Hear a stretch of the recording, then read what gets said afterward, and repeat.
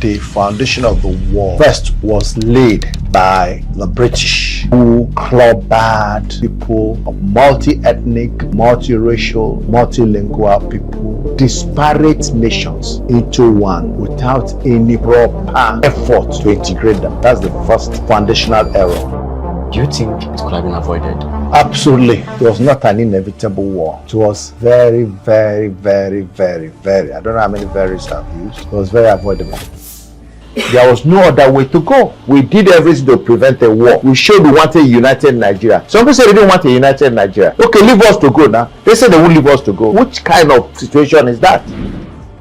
The North felt that it was better for the British to be governing. That if they gave freedom to Nigeria, they would change from having British dominance to a Southern dominance. Instead of the British dominating them now, it will be the South. So they prefer a white man stranger to be dominating them. Some people describe the Nigerian-Biafra War as the unofficial Third World War. What do you think about that analogy? Well, in a way, you could say it was like a world war, thinking about it, because it was a war that was fought between two parties, but with external support. The Nigerian side had the support of Great Britain, had the support of Russia. Those who were in the military, they knew that it wasn't Igbo coup as such. It was just that it looked like Igbo coup. If you are not close by and you are outside, you would think it's Igbo coup. When this issue of should we accept Aburi or not, this was same Awolowo, who before this time, he went to the east, met Ojukwu, met Okpara, and then he spoke there. It was in the Nigerian outlook. If the East goes, the West will go. That if the East was allowed to secede, they will also go. So one of them pitos, even the East had to stand their ground.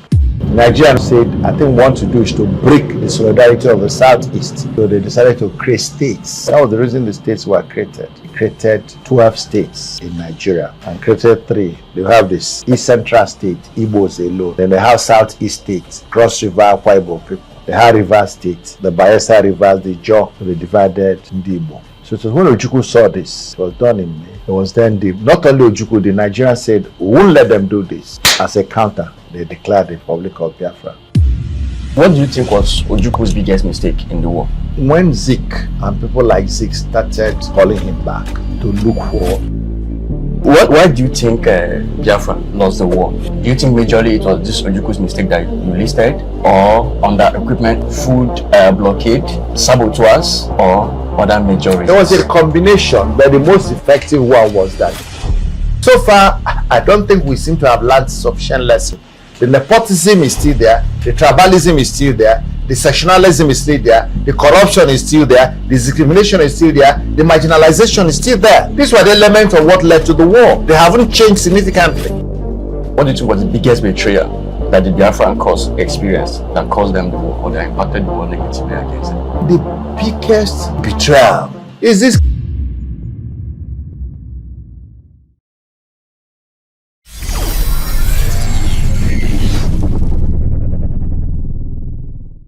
Welcome to Selahmeditate. Today, we're sitting with a man whose life carries both history and timeless lessons. He's a respected business leader, a statesman, and a nation builder. Long before that, while he was young, he stood in the front line and fought on one of the most defining moments of Nigeria's history, Nigeria-Biafra War. He saw through all the fight, all the chaos, and everything that happened. And today, we're going to chronicle, we're going to dive into history so he can share his frontline experience in the war and also break down some of the things and the best way this nation will also move forward. I remain your very host, Benzik, and this is Selahmeditate Podcast. I noticed in my analytics that most of people that view are not subscribed. If you're one of them and you appreciate the hard work we put into this, take a moment and hit the subscribe button, like this video, and share this timeless history with those who this is going to impact. This is going to be of the most defining coverage on that Nigerian-Biafra War, and it's going to be timeless, wisdom-filled, that for generations is going to be remembered and used as a reference point. So take a moment, hit the subscribe button, like this video, and don't forget to share it with those who this is going to impact. So make welcome my highly incredible elder statesman, Mazi Sam Ohuabunwa. Thank you, Ndobi. It's a pleasure. It's a pleasure to have you here today. Always a pleasure to share moments with you like this. Thank you. Now, let me start with wishing you happy 75th birthday celebration. How does it feel to be 75? Well, we thank God for the grace. To be sincere to you, I really don't feel a difference between yesterday when I was 74 and today I'm 75. But it's just important to realize that we are gradually getting older, and therefore we must continuously seek opportunities to impact the next generation and leave legacies that will outlive us. So all that it gives is a consciousness that you don't have all the time in the world to do all that you wish to do. So do the most you can while there is time. How was the celebration like? Because I remember they said it was a statesman celebration that the Abia State governor hosted for it. It was well choreographed, well attended, and it was so lifting because we had an opportunity to interact with Dr. Oti, who was the chief host, and then of course there were a lot of other distinguished people whom we have built networks with all these many years, people who have impacted and people who have impacted us. So it was a celebration of joy and thanksgiving to God for the privilege, because in a country with life expectancy of 52 or 54 years, if you are 75, it means you are very much above average. So we thank God. That's true. It's quite a privilege to see 75. I believe that you're going to see more and more and Jesus more name, Jesus name, so shall it be. Yeah. Now, I want us to discuss on the Nigeria-Biafra War. You wrote this book, The Port Harcourt Volunteer. Yes, I did. Experiences of a young combatant in the Nigerian-Biafra War. Now, reading through this book, it's quite very, very, very dramatic. In fact, I do go to it time to time just to try to read through it again, because the storyline and how you put it together, it hooked you. It hooked anybody that's reading it. You will just sit down and finish it as you go. You want to read it again, and some very funny and some very, very insightful, emotional moments. They could be funny and some could be very emotional. There was a part I read and I burst out to laughter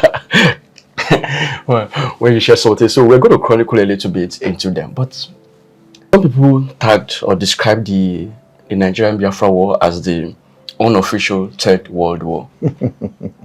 What do you think about that analogy? Well, in a way, you could say it was like a world war, thinking about it, because it was a war that was fought between two parties, but with external support. The federal side, or what you call the Nigerian side, had the support of Great Britain, had the support of Russia. The Biafran side had also some national support. Some may not be as direct or open as you saw in the Nigerian case, where there was Britain and Russia. I mean, we had some support. You know, I mean, there were biases in favor of Biafra from France, for example, from Israel, for example. So if you looked at that in that form, yeah, you could describe it as a world war, because it involved geopolitical, more than two nations. But otherwise, you know, in the imagination of the First and Second World, it doesn't quite fit in, because that was more globally consuming, not indirect. The two forces, the Allied forces, and the when they fought the Second World War, was it all the whole world combined together they were fighting it? No, not the whole world, not entirely everybody, but it affected everybody. Okay. Even us in Africa. My father went to that war. Oh, your father fought the Second World War? Yes, Second World War. You know, they had the West African Volunteer Force. So they recruited people from other parts of the world, including Africa, that was distant from the war. The war was fought in Japan, in England, in Germany, you know, in such places, in France. But it never got to Africa, but yet Africans were involved. So that was what made it global. And its impact was affected every region of the world, as the world was known then. Now, the Nigerian-Biafra War. Yeah. Do you think it could have been avoided? Absolutely. It was not an inevitable war. It was very, very, very, very, very, I don't know how many veries I've used. It was very avoidable. So it was very avoidable. So that means it could have been avoided. Absolutely. I have no doubt in my mind that there was no reason that war should have been fought. If we had matured people who governed this country at the time, if we had people who had a proper fear of God. But in this your book, when I read your book, the starting of it, you said the war was inevitable.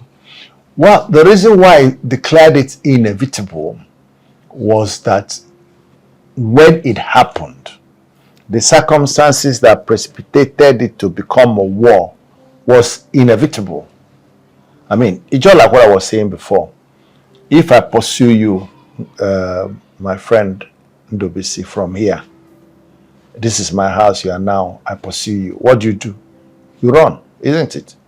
I follow you. You reach your shop, you run past your shop, enter your posher shop, you go to your house.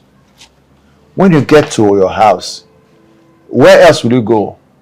There's nowhere to go. So you have to turn around and face me.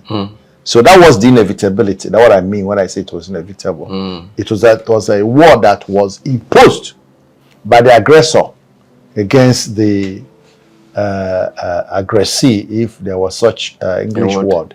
Yeah. So that's the inevitability, because it was avoidable, but it was not a war that should have happened if, as you know, what caused the war. If you check what caused the war, it's not something that... In fact, there was a time the matter was almost decided that that war was not going to happen. Until again, bad advice.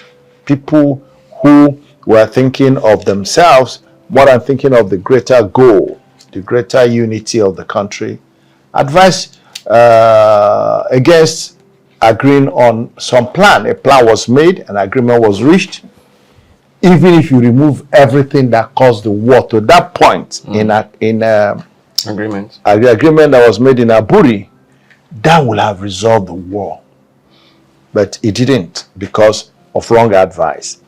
And if you go back today, those elements of what was decided at Aburi are still the things that are being canvassed today. When you hear restructure Nigeria do this, it is saying the same thing that Aburi agreed as a solution. Because first and foremost, the founders of Nigeria knew that this was a complex nation, and therefore they were looking for a form of government that will allow multi-ethnic, multilingual, multi-religious community. So they came for that regional autonomy. Okay, every region operates on semi-autonomy.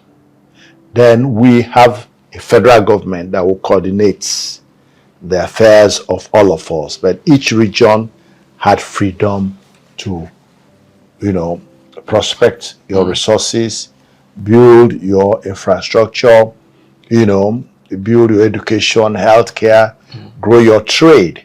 And then we paid some tax to the common purse to maintain a unity or a nation. That was what the military came and abridged. Now, I want us to go a little bit memory lane, because so that let this be more like a history video that someone, anybody that is coming, whether young person that has not experienced, that doesn't know what happened at all, could be able to watch through this video and have the understanding of how we arrived at the war. Now, let's go back a little bit. Let's chronicle from the beginning where it all started from. Okay, let me say that the foundation of the war, where the war started from, first was laid by the British, who clobbered people of multi-ethnic, multiracial, multilingual people, disparate nations into one without any proper effort to integrate them. That's the first foundational error. You bring people together and you just bash them. First, there was the Southern Protectorate, the Southern people of Nigeria. There was a Northern Protectorate. Now, they were I mean, remember this were living before the British came and ran their organizations the way they were constituted and the way it worked for them. The British came as part of their colonial efforts and then formed two protectorates with a Lagos colony, Southern Protectorate, Northern Protectorate. At that time, there was still apparent peace because the North was fairly homogeneous in language and religion. I mean, when I say homogeneity, it's not complete, but predominantly, the North was largely Muslim and, had a unifying language, which is the Hausa language. So it was easy to run them as a unit. Now, the South was more complicated with multi-languages, but they had something in common, that they were predominantly Christian. Okay? So, and they had a more egalitarian governance structure. They didn't have overriding kings and traditional rulers in the way you had it in the North. The traditional rulers were both spiritual and traditional and territorial rulers. In the South, there was difference. In the Southeast, the traditional rulers were more or less nominal in their, they were leading by sheer moral stance and persuasion. In the West, there was a little bit of higher territorial power by the Obas. However, the major thing I'm trying to make, so I don't make it complicated for any young person who wants to understand the matter, is that there were different groups, and they were on their own doing well. Even when we had became Southern Protectorate and Northern Protectorate, we were colonies under Britain, and we were doing well. There was not much problem. The trouble now came when, out of administrative convenience, that the British decided to bring the Northern Protectorate and Southern Protectorate into one country called Nigeria, which was done in 1914. 1914. Yes. Now, before you continue, because I don't want us to lose track of this story. Yeah. I just want us to link into something so that we can come back to this. Yeah. Now, Britain brought the North and the South, and they tried to merge them together. Yeah. Was it by force? Why didn't at that point? Why didn't the people say, no, we don't want to become part of anybody. We just want to remain as we were before? The question was, they had military power. That's why I said they did it by force. Well, a combination. They had military power, they had educational power, they had the money, they had the resources. So the Africans were not as they didn't have the strength. Of course, there was some sense of resistance. In some places, there was resistance. I can give you a small one. In where I come from, called Ojukwu. When the British came, they wanted to conquer Ojukwu. Ojukwu refused. Yeah.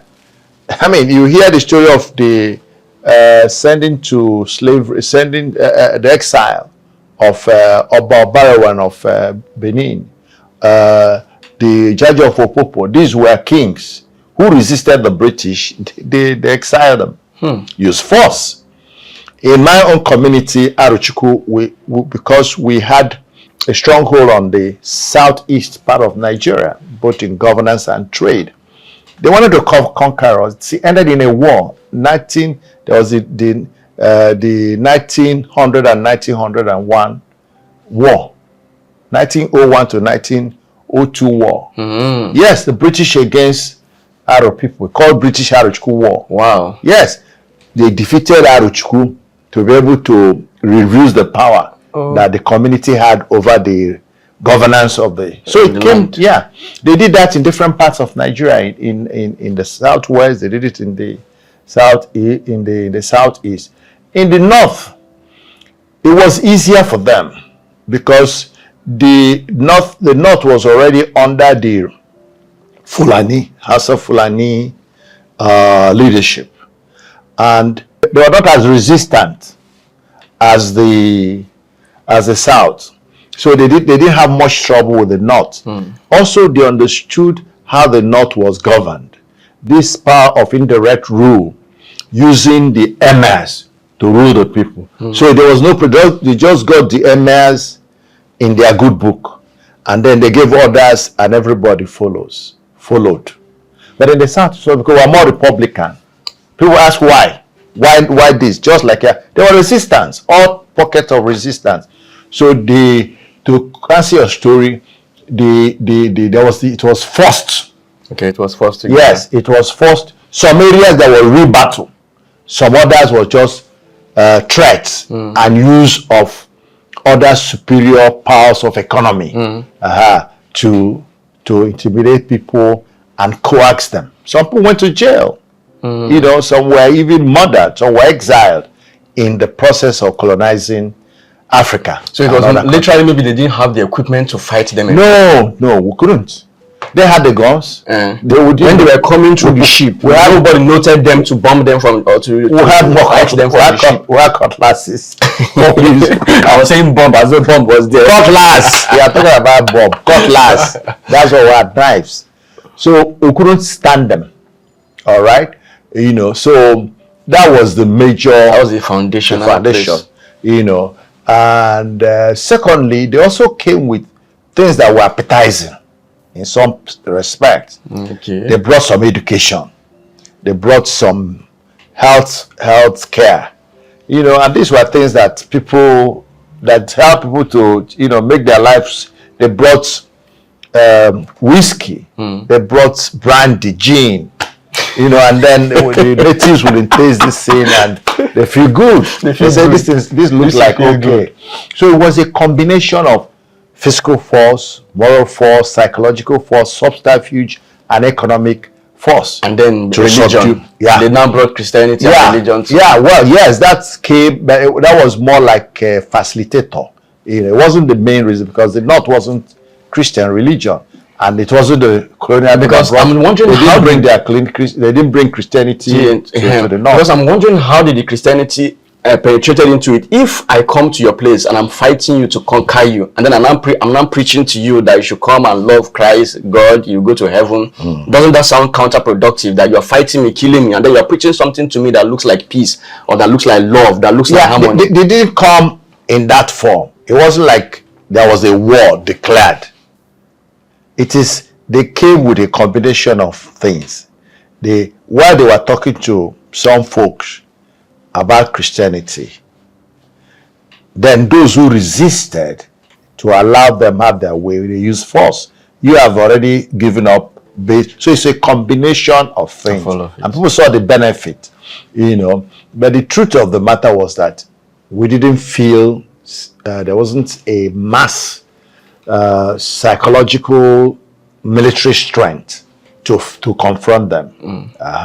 So that was why so it was literally by force. That's how the arrangement came. And I said that wouldn't have been terribly bad if you had allowed the people to play a role in agreeing, selling the benefits of this coalition or benefits of this amalgamation. It was not sold. And I said it was for selfish reasons. First, it was for administrative convenience. Take, for example, the British overlords found that the South was more productive, and therefore the cost of administering the South was able to raise the resources, either through sale of palm kernel, palm fruit, rubber, cocoa, and all that. The South was raising funds to pay for the administrative convenience and structure of the colonial masters. But the North was not able.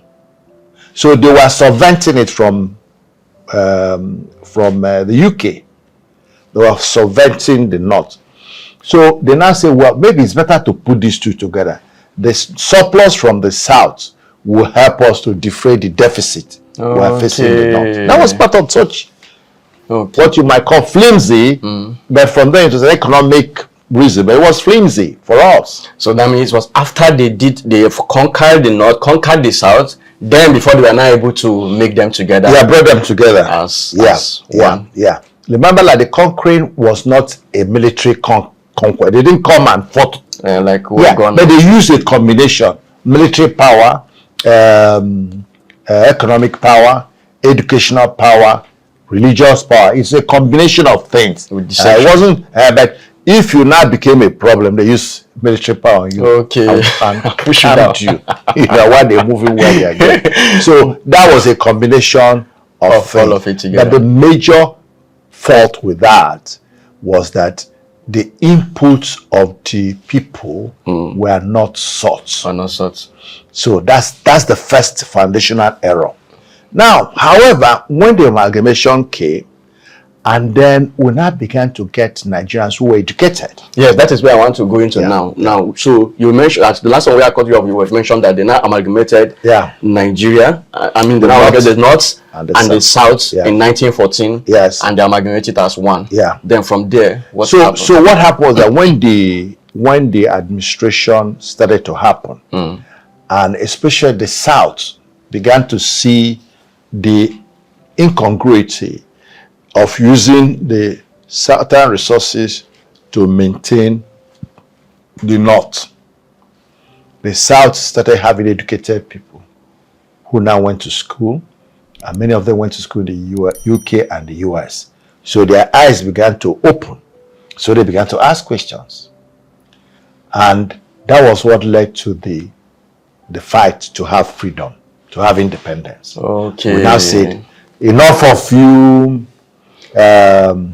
enough of this colonial rule. Then because they were taking money, that was what led to the fact that, okay, we don't want their rule. That's part of it. No, that was, I'm saying where it started from the South. The instigation from the South were two things. First, that we are under colonial rule. Somebody were ruling us. And we guys were not benefiting from it. We didn't see much benefit. Or why do you rule us? Why can't we rule ourselves? That's the question began to ask. Then more for the South is, then why are you using our resources to benefit the North? Okay. Well, why were they doing that? What? Why were they using the South resources to benefit I've told the you North? now that, see, it's like you have two businesses. A, B. One business is making profit. One is making a loss. So to reduce your loss, you add the two.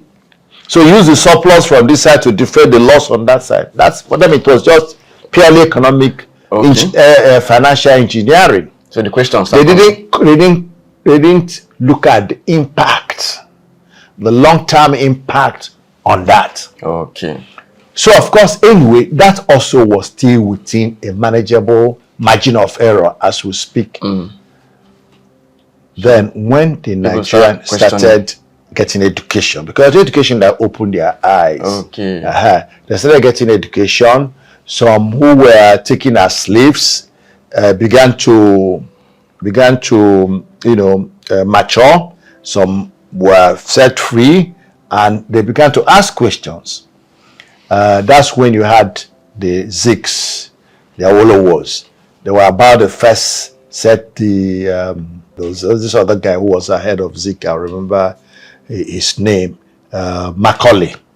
These were the first set of educated Nigerians who went to school, and when I began to look the white man face to face and say, we are also smart. This your oppression is enough. You better give us freedom. So the struggle then started.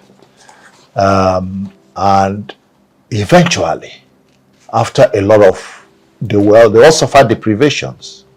Tony Enao, Zik, and some elements in the north, the Nepo elements, the Aminucanos,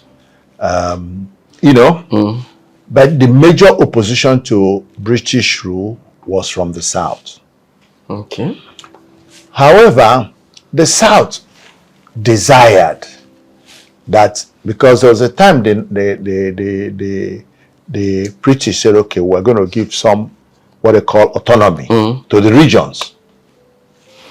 The West and the East got their own autonomy. I think it was in 1956. They got their regional autonomy. The North wasn't in a hurry. Eventually, the North got theirs, I think much later, either 57 or 59, I don't have the exact date, but later than the other two regions. So the talk of now national independence started. Because we had that period that they said the North don't want freedom. They don't want without freedom. they were not. They had two issues. The North felt that it was better for the British to be governing. That if they gave freedom to Nigeria, they would change from having British dominance to a Southern dominance. Instead of the British dominating them now, it will be the South. So they prefer a white man stranger to be dominating them. They felt it was, looking at it from their own side, because, it is the way it happens. It's human, okay? If two of us are equals or siblings, or I find it difficult to submit to you. But if a third power, a third force that we all look up to as being bigger than us, we are willing to accept their leadership or rulership than you. Yes. That's the way to see it from the northern perspective. And they had fears. Their fears were, we are more educated, because the South embraced Western education fast. The North was more focused on Islamic education. Okay. And since the West was ruling the world, that was the education that was generally acceptable, used in commerce and trade. And so you could be as educated in Islamic education, but it may not be accepted by the West or the rest of the leading world then. So the North had more people in government offices, as there was recruitment as he started recruiting people in the army and the armed forces, especially the officer cadre. It was more of the people from the South. So these were the things that made the resistance, because you can call it sibling rivalry. The North said, no, instead of having the Easterners or Igbos or Yorubas taking over our civil service, we better have the British to do that. To do so. Maybe they trusted the British more, or felt at least it will affect their ego. That is not my mate that is leading me, that is somebody who would think is a bigger.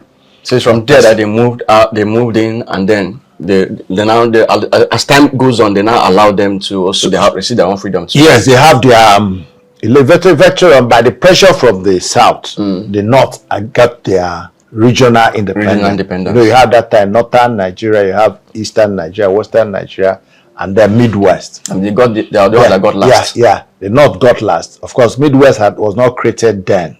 Midwest was created in 1964 or so, after the independence of Nigeria.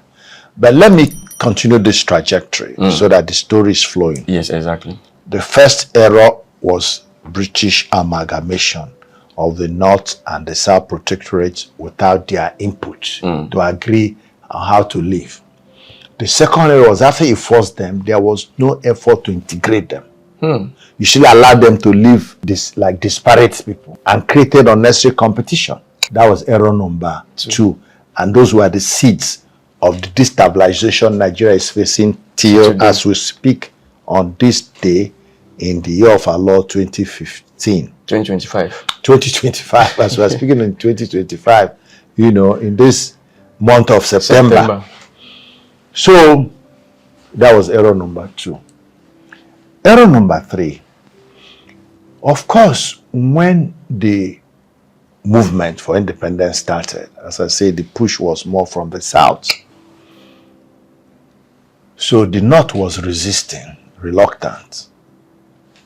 So eventually, when it was agreed to give Nigeria independence, the South had to make concessions for the North, so as to remove the fear of domination. They are afraid that if this independence was gotten, the South will dominate us. So that was the leaders then, especially people like Zik, we must acknowledge him because he loved Pan-Africanism, Pan-Nigerianism. He was a man who wanted the Nigeria as a nation because he believed that that's the only way we could compete with the rest of the world.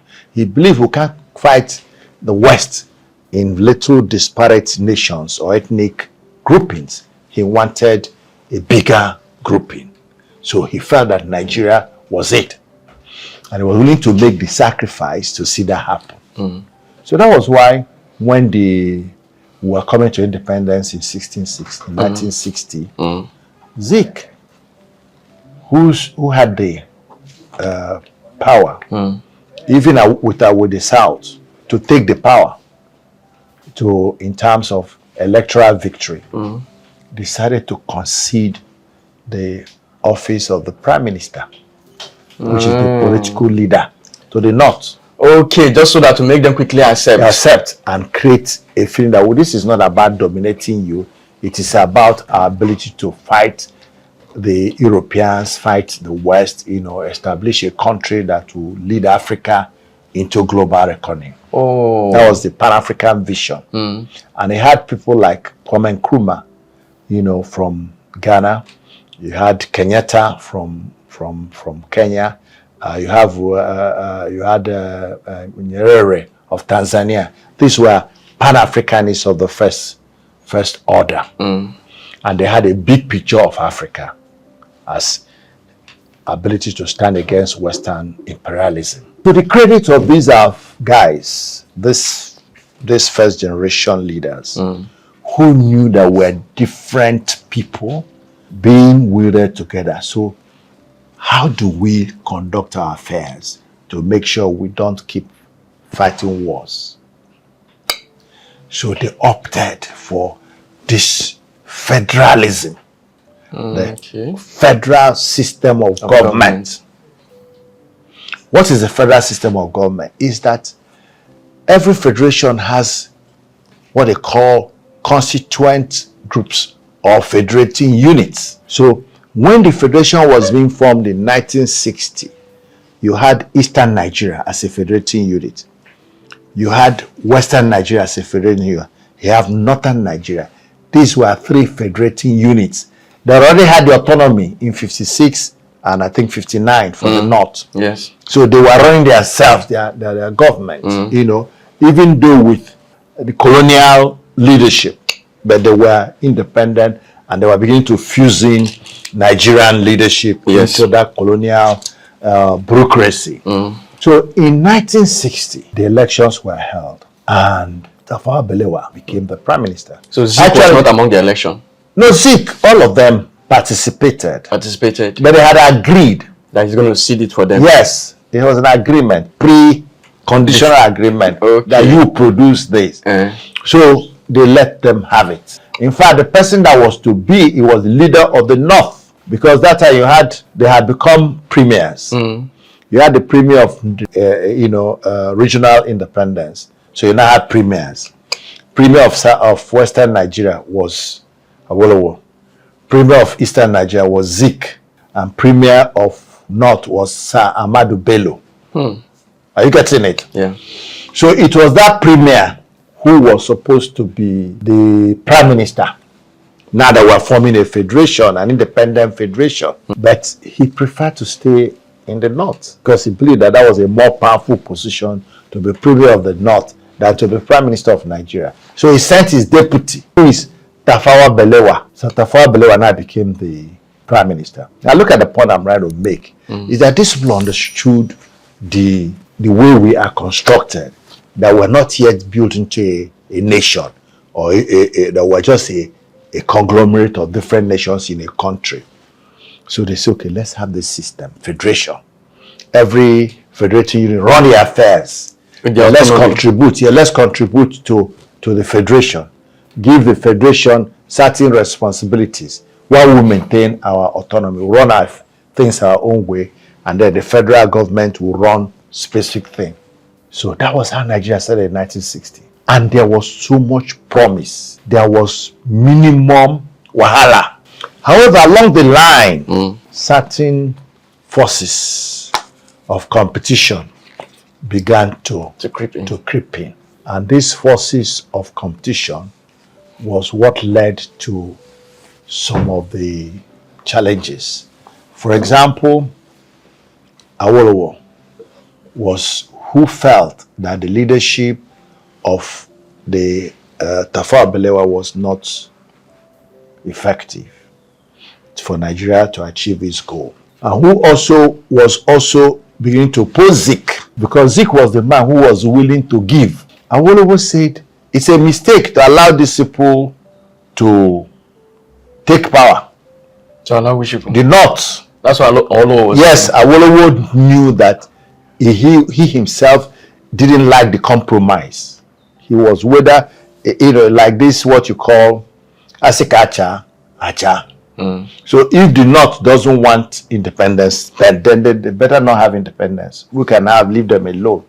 But Zik and those of them who had that view insisted, no, let's bring everybody in and let's make the concession to attract them. Are you getting my point? So that's how they came. But of course, that wahala, that challenge that Awolowo saw began to creep in. Unnecessary rivalry, unnecessary control. You want to move forward, some people are dragging you back, and all that. So it began to cause some bit of cracks in the unity. But those cracks were still manageable. We went through after the 59 election that ushered independence. 63 we had a Republican constitution where Zik became the president. He was Governor General in 1960. He became president of the Republican. He was a ceremonial president. The power of governance rested with the prime minister. So of course there were issues. Corruption began to come up. Some bit of nepotism, some bit of cronyism, some bit of tribalism, which were inevitable in a multi-ethnic, multiracial group that had not been welded together as a nation. So the military, which was the only organization that was welded into a unit, the military, by its constitution and construction, they built them as a brotherhood. So they thought as Nigerians, they worked like Nigeria. So when they saw these things happening among the political class, plus the corruption, they got offended and decided that they would stop it. And that led to the coup of January 15, 1966. Just less than 6 full years after Nigeria got its independence. Now, before we continue, what do you think was the biggest mistake of Azikiwe? Well, looking back in history, his biggest weakness was he was overtly optimistic of a united Nigeria with a Pan-Africanist view. And what was worse is that optimism, maybe if he had executive power as the leader of government, as prime minister, maybe he would have been in a better position to force it or create the enabling environment for that unity to be realized. Are you getting it? But he preached it, made the concession, and then came back to in a position that had no power. Some people now are running the country, and you couldn't do much. And they were not running according to the template which you had in mind, and there was not much you could do at the time. So his mistake was that he was overtly optimistic and took concessions too much. He gave too much concession. He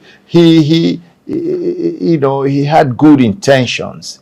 He had good, but they say the much you can do, there are certain things you can control, there are many you cannot control. He could control his behavior and the behavior of people around him, but he couldn't control everybody's behavior. So that dream was not being pursued the way he would have loved it to be pursued, and he couldn't do much. So the military was the only group that saw that this is not the way this country, this is not what they told us. When we were being trained, when we were being acculturated in the military, we were told of a nation that will be this, that will be that, will be respected, will be corrupt-free, will be blah, blah, blah.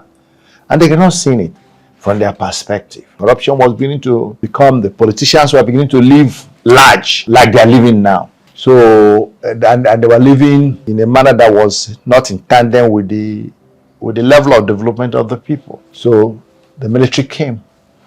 So that was what led to the first coup of January 15, 1966. Yes. Okay, how was it planned and how did it happen? Now, the issue was that the stories that I've heard and read, well, it was a group of young majors. Among them were Yoruba, Igbo, Hausa, and other ethnic nationalities. But the two prominent groups were Igbo and Yoruba. Of course, it's also understandable because the Igbo and Yoruba dominated the officer corps in the military. Because of why? Because of their intelligence? Education. Because of their education? Education. Their early acceptance. I've told you that the North was more reluctant to accept Western education. They preferred Islamic education. And since the world was seen in the eye of the West as the ruler, they had a better placement in the bureaucracy. Yes. So, and in the military, it was more about qualification that time, not about yes. It was British at the time. They were as much as possible they were being objective in looking for the military brass.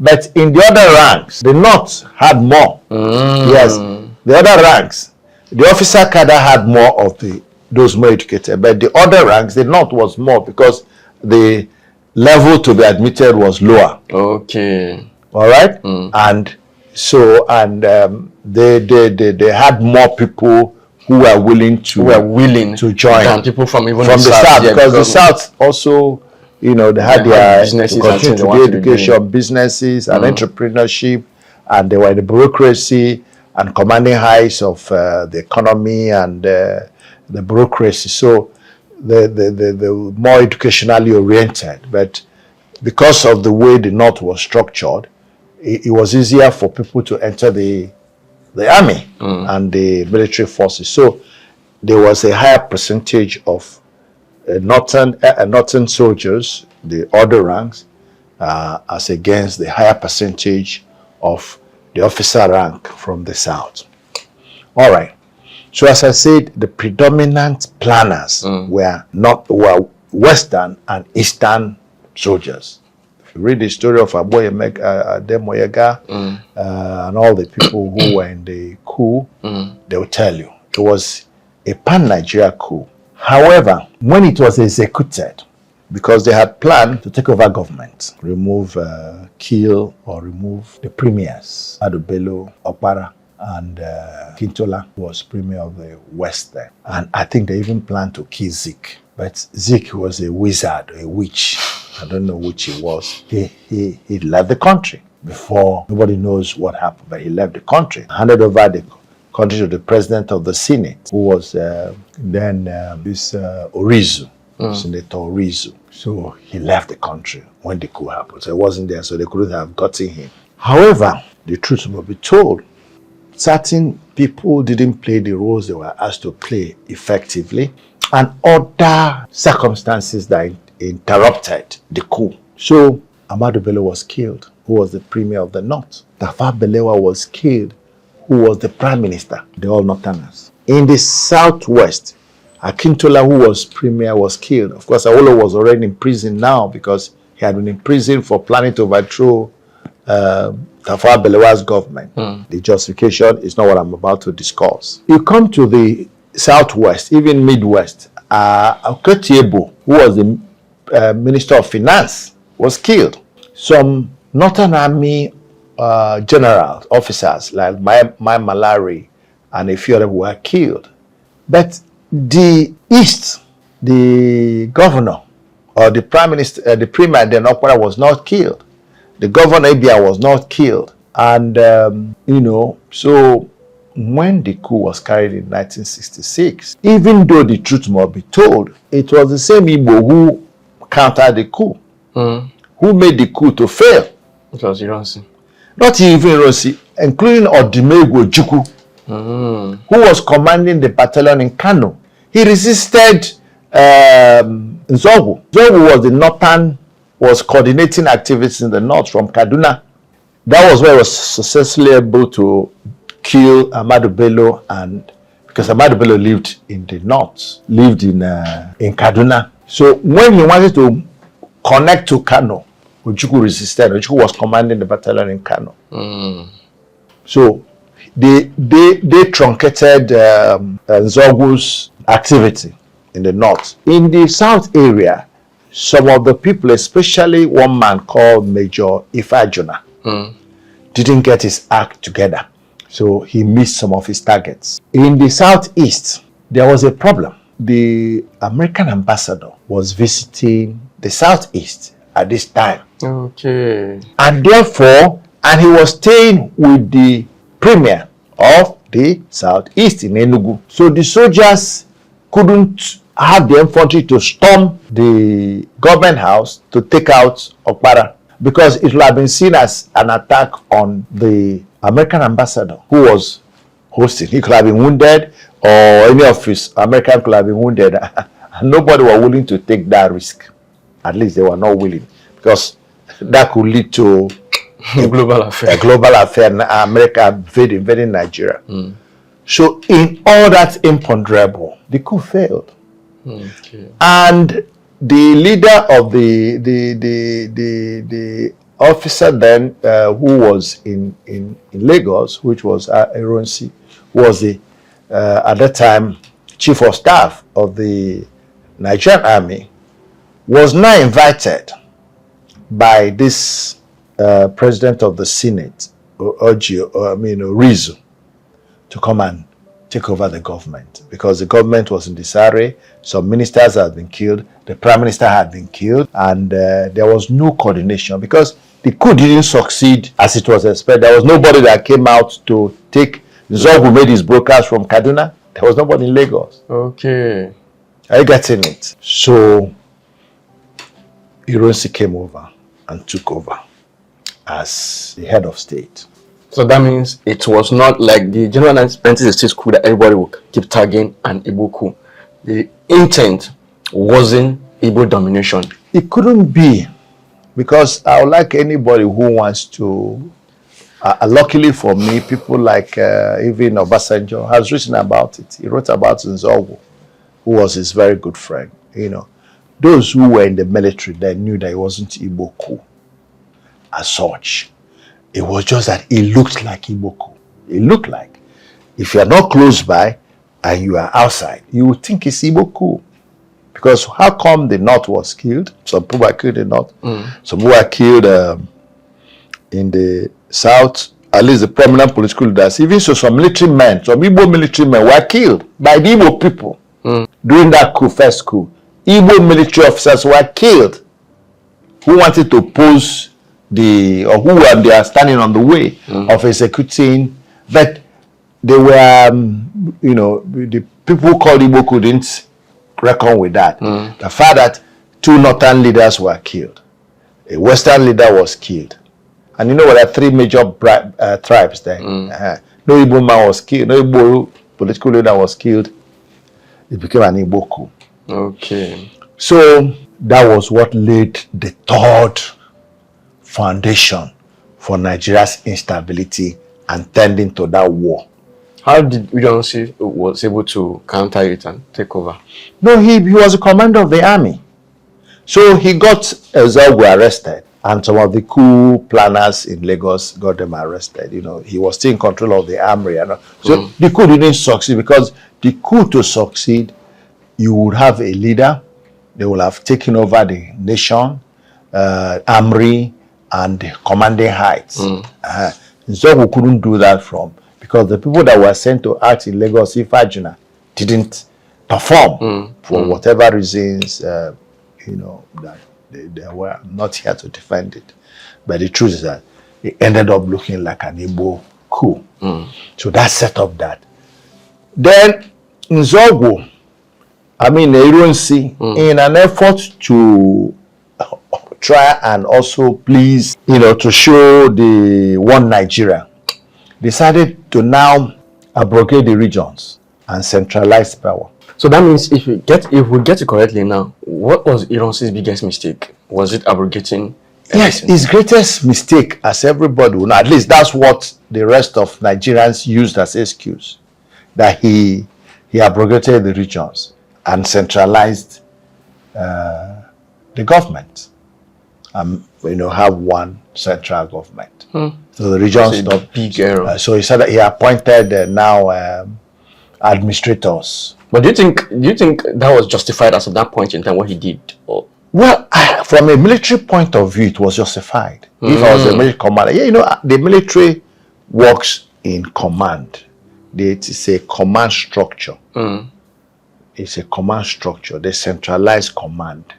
So from a military point of view, military strategy, that was the only way he could control the country. But even before he joined everything together, there was still military command, and while every other region were controlling themselves, there was still military command. So what is the essence of bringing them all as one? It's easy to ask these questions, but they say he who wears the shoes knows why. In that heat of the moment. Secondly, I felt also acting behind Hiroshi was that let it not be because now the North has lost their premier. The West has lost their showcase. The region should remain. Maybe the Eastern premier will remain. Okay, so he now did that so that it will not look as though it's just the Eastern people they want to leave their own premier. Yes, so he now dissolved everything and put it one. Yeah. Oh, I'm thinking.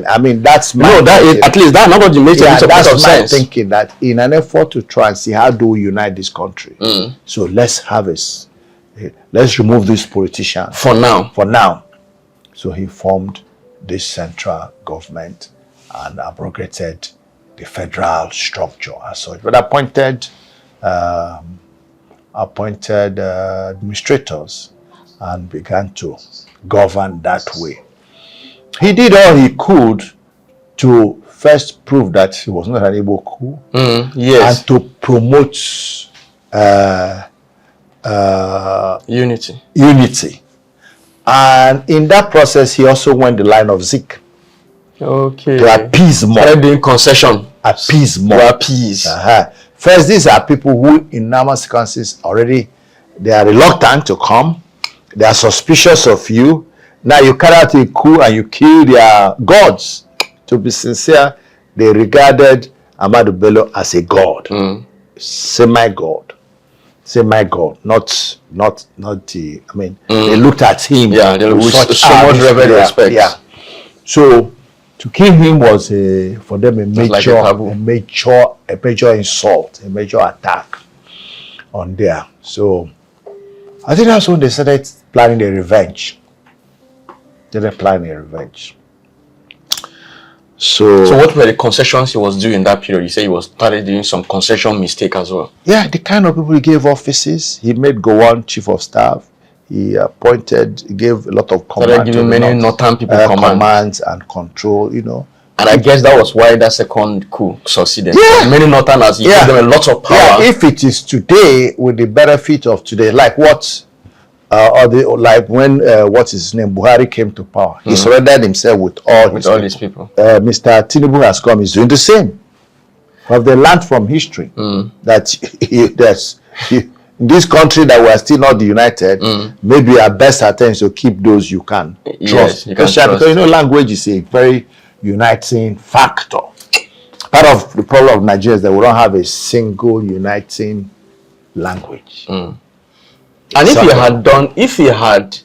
he had put all his people as of that point in time, they would have still interpreted it that this is what we're talking about, all about them. They want to put themselves. But maybe will still be alive. Maybe will still be alive. But even though they will still be these people, what did you not complain against Buhari?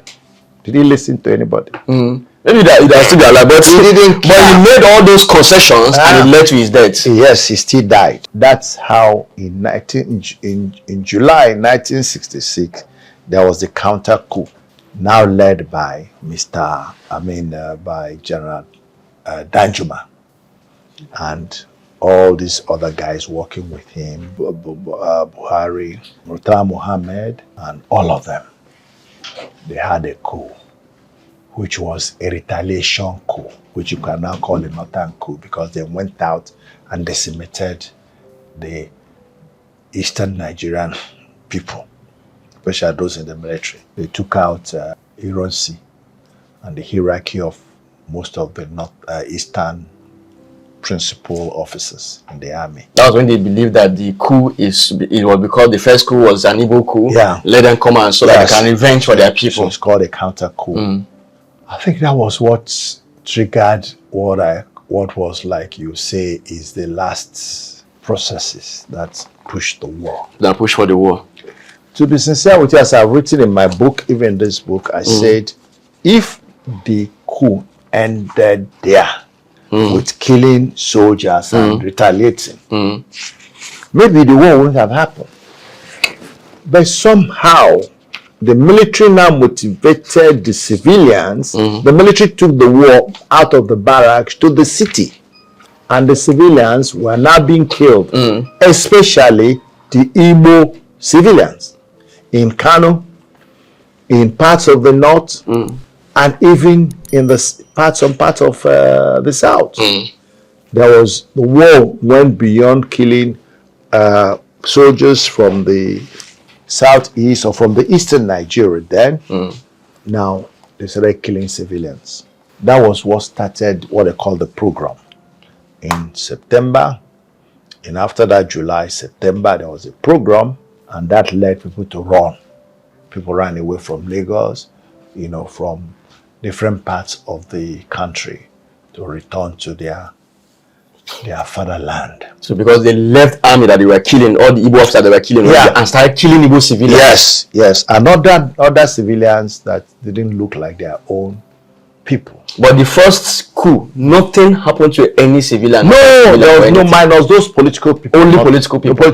And everybody's freedom was protected. But the North came back for their own, and then the civilians were attacked. That's the Igbo truth. Civilians. That's the truth. Irrevocable truth. Because I saw myself, I was of age to see these issues. So after that, then the trouble began to get. Nigeria was in a state of fluidity and confusion. Anarchy. And then, of course, the leaders then, Gowon had become now the head of state after the coup. He became head of state, and Ojukwu was still in charge of the eastern Nigeria. Usman Hassan was in charge of north, and Adekunle Faji was in charge of the west. And of course, eventually, was it Obemudi or somebody who was now in charge of the Midwest, because we now had a fourth region that was created in '64 by plebiscite. It was created by the colonial people. Nigerians created the fourth region in Nigeria, the third in the south, while the north still remained one region. Why was it created? It was by demand. People of the middle belt, of the Edo Delta today, demanded that they were not enjoying being part of Western Nigeria. And Awolowo was mistreating them. Awolowo was not treating them well. Oh, they were joined with Western Nigeria. They were part of Western Nigeria before, so they took them out. It was carved out of Western Nigeria largely, maybe with a little places from some part of Eastern Nigeria, but it was largely west. All right, so I'm still moving off the genesis of things. Yes. So after that counter coup in July, there was a program that followed. There are many Igbos who were killed. So the Igbos ran away. Everybody started running helter-skelter. So it was at that point that discussion started. And some agreement was made with military leaders, including Gowon, to protect that this will not happen again. That they will protect the civilians wherever they are. Ojukwu went on the air and told Igbos who are running away from Kano and Jos and Maiduguri that they can return, that the government will take care to protect them. It's like these promises they make to people now who have been killed by bandits. They go back, then the bandits will kill them again. So people went back. Igbo people, they live there. They are very liberal. Not only their houses, they have built houses, they build their property, their whole life is especially in the north. They went back in October. I mean, when things has calmed down a little bit, yes, Ojukwu has had some discussion with Gowon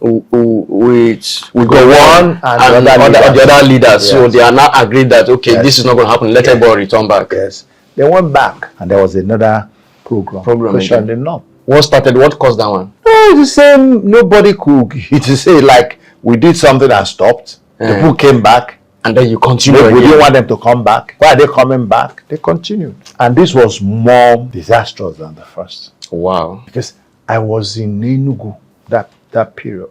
And I saw in the first one, places like Boko, Benue did not participate in the first killing of the Igbo. But in this second one, some Igbo who ran away from Jos, some who ran from Meduguri were killed in Boko. Boko, and it's just near Enugu. Close to Enugu, yeah. They were. We saw heads beheaded, headless body were brought in. Train brought them. Women who were pregnant were ripped open. We saw them. That would radicalize me personally. Wow. You see in the book, it radicalized me. So at the Aburi Accord, Ojukwu was prepared. He said, look, let's reduce tension. Let's allow each region operate fairly, semi-autonomously. Let's minimize unnecessary contacts that will bring pain and suspicion. And let's allow wounds to heal a while. But we'll still remain a country, could have everything, our defense together, our external disgrace, external affairs, common services, defense. But let's every region has just like going back to the regional thing that was there before the military took over. So it's more or less. So if I get to that, does that mean during that regional government, the militaries, all the militaries for the north were northerners, the ones for the east were easterners? It's not like now that militaries they are mixed up, all those things. Was that how it was then? No, you know what happened? No. The way it was then is that during that period is that the military, that's what I told you, the military was the only Nigerian organization. The military had been developed as one. So they have this strong sense of unity. So they have sense of unity. So the military that was in the southeast then was a combination of both southeasterners. The military was the same. That was what they now say to because that was how they could kill eastern soldiers in Kaduna, kill them in Lagos. If they were all in the east, they wouldn't be able to kill them. So they were all over the country. There was no division. The military was detribalized. So, after all that, Gowon agreed because he saw that he was going to save the nation from going to war, save the nation from crippling, and restore some peace. He agreed. They signed off. At Aburi Accord. Aburi. So Ojukwu came back and we all hailed and said, thank God, we're staving off war, staving off this. A few days after that, Gowon now reneged. He had come, his permanent secretary, whatever, there were those they call super PAMSECs, and they confessed, people like Asiodu, people like the former Kenzua, the former Oba of Benin, they were super PAMSEC then. They said they reviewed what was agreed. They found that Gowon had given too much to Ojukwu. He had given too much to Ojukwu. Can you imagine? Had given too much to Ojukwu. What is the meaning of that? By agreeing that everybody should be and control. They told him not to accept. Don't you think Western powers were behind the reason why the Aburi Accord failed? I wouldn't see what would be the real benefit of Western powers. Yes. I wouldn't see much benefit. The benefit there is that they said that was the period that the oil was discovered. The oil boom started. So don't you think the Western powers want to have that control on that oil? That was the reason why they had to influence Gowon on what he did. I wouldn't think so. That it was overwhelming, because Nigeria was not the only place having oil. Oil was all over. Oil was in the Middle East. If Nigeria was the only place, you can say that's the only source they have. So if I get you categorically, you are trying to say that Western powers were not the one that influenced Gowon. No, I don't think it's Western power. I don't think the influence was overwhelming. I don't think so. Why? I believe that it was the same Nigerian conspiracy, the same selfishness, the same greediness of these PAMSECs. They told us, they had interview that they felt he had given too much. So You know, it was to protect their own ego. So what do they want to achieve by saying? They wanted to, they say, look, like, they say, how can a part be dictating to the whole? It was just ego. How can it be one man? What he says is what we're going to do. He's just ruling over one part of a nation. We have the 3/4 of the nation. What can he do?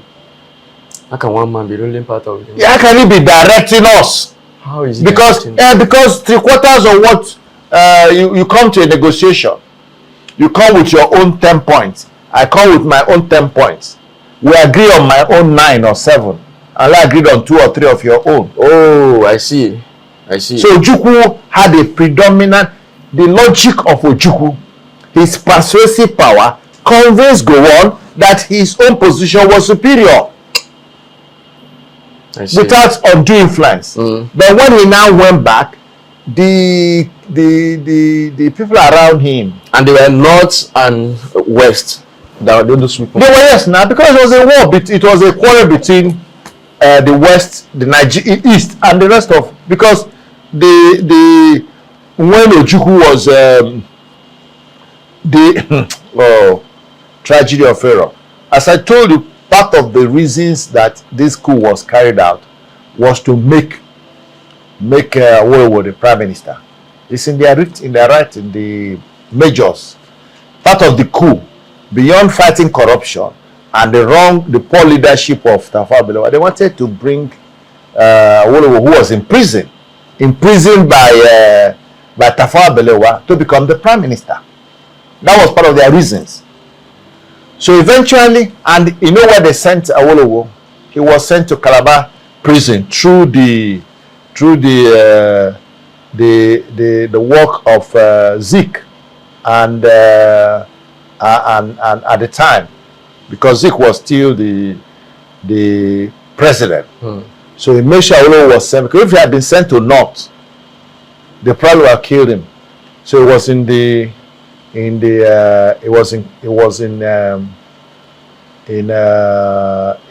Calabar, which was part of the eastern Nigeria. Calabar was part of eastern Nigeria, and at one time, Awolowo's wife was integrated into the government of the southeast.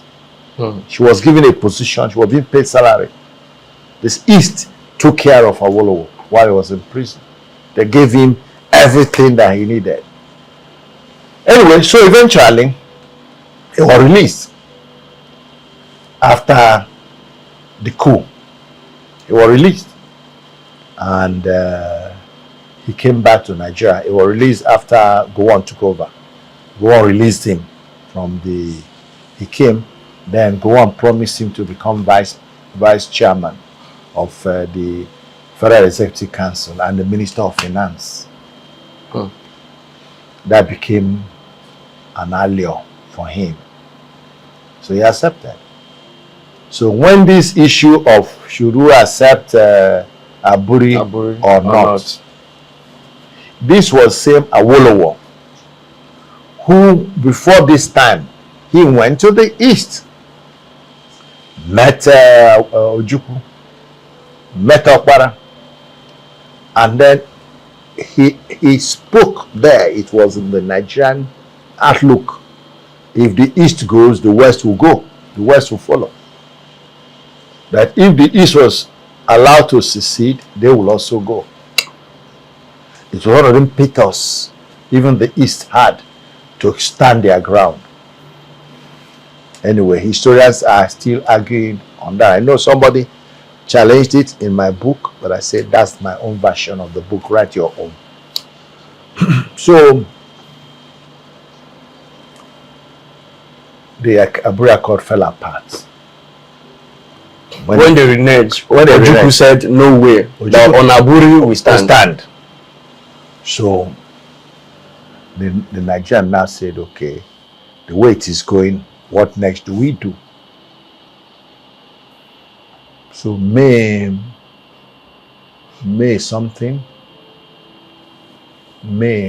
that 1967, Nigeria divided. They decided what they call the divide and rule, because they They saw the solidarity of the Eastern Nigeria. So when Ojukwu was saying that on Aburi we stand, was there anything that changed when it comes to the governance affairs of the country after they came back from the Aburi Accord, or everything continued? No, they still even with people suspicious, largely in their different parts of the country. They were in different parts of the country. Most of those Igbo have run away. Some northern soldiers were still in Lagos and were in the west and northern. So the Igbo, largely the Igbo, a significant number of the Igbo have run away. The Igbo soldiers, those who survived the pogroms, the September and October, from July to that October, they have run away. Those who survived. So that was a state of anomie, state of anxiety. What next? What next? So Nigeria now said, I think what to do is to break the solidarity of the Southeast. Okay. We break their solidarity and their oneness. So they decided to create states. That was the reason the states were created. They created 12 states in Nigeria and created 3. They have this East Central State, Igbos alone. Then they have Southeast State, the Cross River Akwa Ibom people.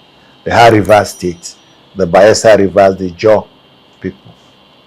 So they divided Igbo.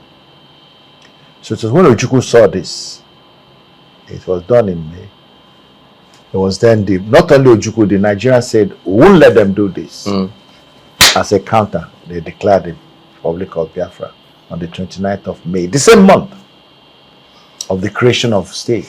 Now, I want to get what happened before Ojukwu finally declared the state of Biafra. Because in this your book, I realized that you mentioned about the fact that he didn't just declare it. No, I feel this discussion for seceding started after the October pogrom in 1966. The October pogrom, after they killed us the second time. We said, what else are we going to have run home? Please, let's go. But Ojukwu didn't do it. From October till May 67. And the trigger was when they now decided to break Biafra into bits. That was the final trigger. Ojukwu said, is that what they are doing? Then all these proposals we were making, pushing, I carry placard to go to Enugu and say, we want Biafra, we want Biafra. Ojukwu was ignoring us. I've told you the day he declared Biafra, I thought I was even taken by surprise that day. Yes. So this man, you don't have naked. This man is still speaking Oxford English. So he declared Biafra, and all of us rejoiced. Because if somebody pushes you to your house, where else are you going to run to? For crying out loud. If you don't want me to be part of you, then let me be on my own. I don't think there's any ethnic group in Nigeria that shows they love Nigeria more than Igbo. We don't love it by mouth. We love it by mouth and by our action. We are the only people who go build houses, marry, establish our homes, train our children, give them names of other ethnic groups. We have the unity of Nigeria seems to have been more important to the Igbo. That's why we're the victim all the time. Yes. Look at what's happening in Lagos now. And some parties after the last 2023 election, they will come and destroy the Igbo houses, Igbo shops, Igbo markets. Whatever reasons they give, it is just because they think we have no alternative. It's a reprisal for voting for our own person in 2023. I mean, that's the truth. At least from my own perspective.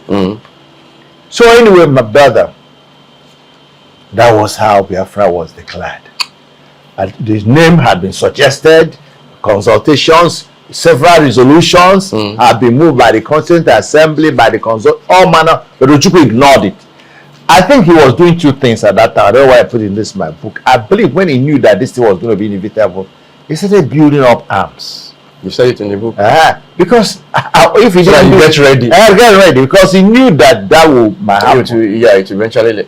So eventually in July 67, 2 months after Biafra declared independence, or less than 2 months, it had May 29th or so. By July 6 or 7, the Nigeria came with what they call police action. Started from Gakem, in the border between Benue and Cross River. When the independence was declared, does that mean that immediately what Ojukwu did was that he started mounting military to cover all the borders, all the eastern borders? Yes. Before with that, of course, when the Biafra was declared, the Nigerian army, the Biafran Army, the Nigerian army that was in Biafra became Biafran Army. Oh, they converted Immediately now. You have a new nation, and they were mostly Igbo, but there was some Yoruba. They also accepted as Biafra Army. That was Banjo. Some of these people that participated in the coup, like Banjo, who were in prison in the south, he stayed back. They decided to become Biafra Army. Banjo, who led the battle to liberate Midwest, and even to come up to Re when they wanted to take the West, was led by Banjo, who was a Westerner. So that was what now precipitated the war. That desire to reject Aburi Accord and rather, leave Nigeria in the quandary. Now, for me to continue, I want to come into this your book, so we can go into the chronicles of this your book. In the chapter 1, you talked about the day you tested death, and more or less like when you from your school, and how it happened, and when they declared the holiday, because people should go home, that Biafra has been declared, and then holiday will happen. The police action. Nigeria had come to push us back to the country. Yes. Then from there, and all of those things that happened. Then the second one was the birth of Biafra, which chronicled most of these things you mentioned. And then the third chapter talked about zealous for action, the Port Harcourt volunteer. Can you carry us through that chapter? No, the chapter was that, when we left school in July, that morning the principal said, well, just go home for a few months or a few weeks or a few months, because most of your lecturers are going to be involved in the war, in the win the war effort. So go home for a few weeks or months, and then you resume. So of course we went home now thinking that essential will be next week, the week after. In fact, we were reading the first few weeks, preparing to coming back. I remember I spent time the subject I was having difficulty, the additional mathematics. I know I spent time working on my additional mathematics that period till I finished solving all the problems. And school no open. So the normal human spirit. Soon the war. Then one or two people enter the war, and all manner of things. So we started itching for action. And what did we find as opportunity? We were Boy Scouts. I was a member of Boy Scouts, so we began to set up checkpoints. When we were hearing there were saboteurs, that some other Biafrans were saboteurs, or that Nigerian people were infiltrating through the creeks. So we'll go to the creek, we'll clean up the shores, cut down the trees to have free view of the creek and the water in case anybody's going to come by sea. We're doing all manner of things. You were zealous about the whole thing. As in, you were so interested. Your book shows your zeal and your interest to defend the Biafra nation. I was completely sold on it, on the Biafra. The Biafra had a just cause, and I still, the same way I felt then is the same way I feel today, that there was no other way to go. We did everything to prevent a war. We showed we wanted a united Nigeria. Some people say they didn't want a united Nigeria. Okay, leave us to go now. They say they won't leave us to go. Which kind of situation is that? If they say, like all those concessions, Ojukwu, all the concessions that Zik gave, all the concessions that Ironsi gave when it looked as if the matter was against the other side. If they gave us half of those concessions, there will have been no war. Instead, what agreements they reached, they still reneged it. So they had no choice. So I was personally, because when I saw those headless bodies, the stomach of pregnant women ripped open with my clear eyes at the Enugu railway station, I understand what radicalism is. When someone says he's radicalized, I now know. So that was how I wanted action. Of course, in September of that year, the war started in July. 3 months after that, they were recruiting some ratings in the naval wharf, in the Aburi wharf. I went. They interviewed me and found that I was only... Was that what led to your chapter 4, a soldier without number? Soldier without number, yes. Because that was when they... So, it was when they refused to employ me. Yeah. They said I was too young. I was only 16. And I was in Form 4 secondary school. I should wait till after the war. If I want to be in the Navy. After the war, I finish my school and come to join the Navy. I think they felt that the war would last for a few months too. You know. So we came back, be doing manner of things till an opportunity came in October. Opportunity came in October. The opportunity came was that the Nigerian Army had gotten close to Enugu. And they were threatening Enugu. Enugu was this capital of Biafra. And that time, Nigeria felt if they captured the capital, the war was over. Yes. Biafra also felt that if the capital was captured, the war was over. So there was a ding-dong battle for Enugu. Yes. So at one time, the civilians couldn't tolerate the battle. They had to leave. So Nigeria, Biafra wanted to show that they still, all manner of propaganda. Both those who are going to help them, because if they hear your capital has fallen, maybe they may not help them. So to prove that Biafra, Enugu was still in Biafra hands, they decided to organize a press conference, a war press conference. But they had a dilemma. If we are holding a press conference and they are pressmen they would like to see civilians now. They like to see normal life. If they don't see civilians, they only see soldiers, they will believe that something was wrong. So that one Biafra cooked up, how do we get volunteers to come and live temporarily in Enugu? So some people volunteered from Onitsha, some from Aba, some Owerri, who volunteered from Port Harcourt. That's why the book is Port Harcourt Volunteer. You were at Port Harcourt then? Yeah, I was in Port Harcourt. So we volunteered, they were carried in buses from all those places. We went to occupy Enugu for the conference. It wasn't possible. The Nigerian army they were so ferocious. In fact, they were so close to Enugu that we couldn't survive. Some people were wounded, some civilians. So we ran away and returned to Ogu, which was now where the leadership of the Nigeria-Biafra Army was reorganizing after Enugu falling.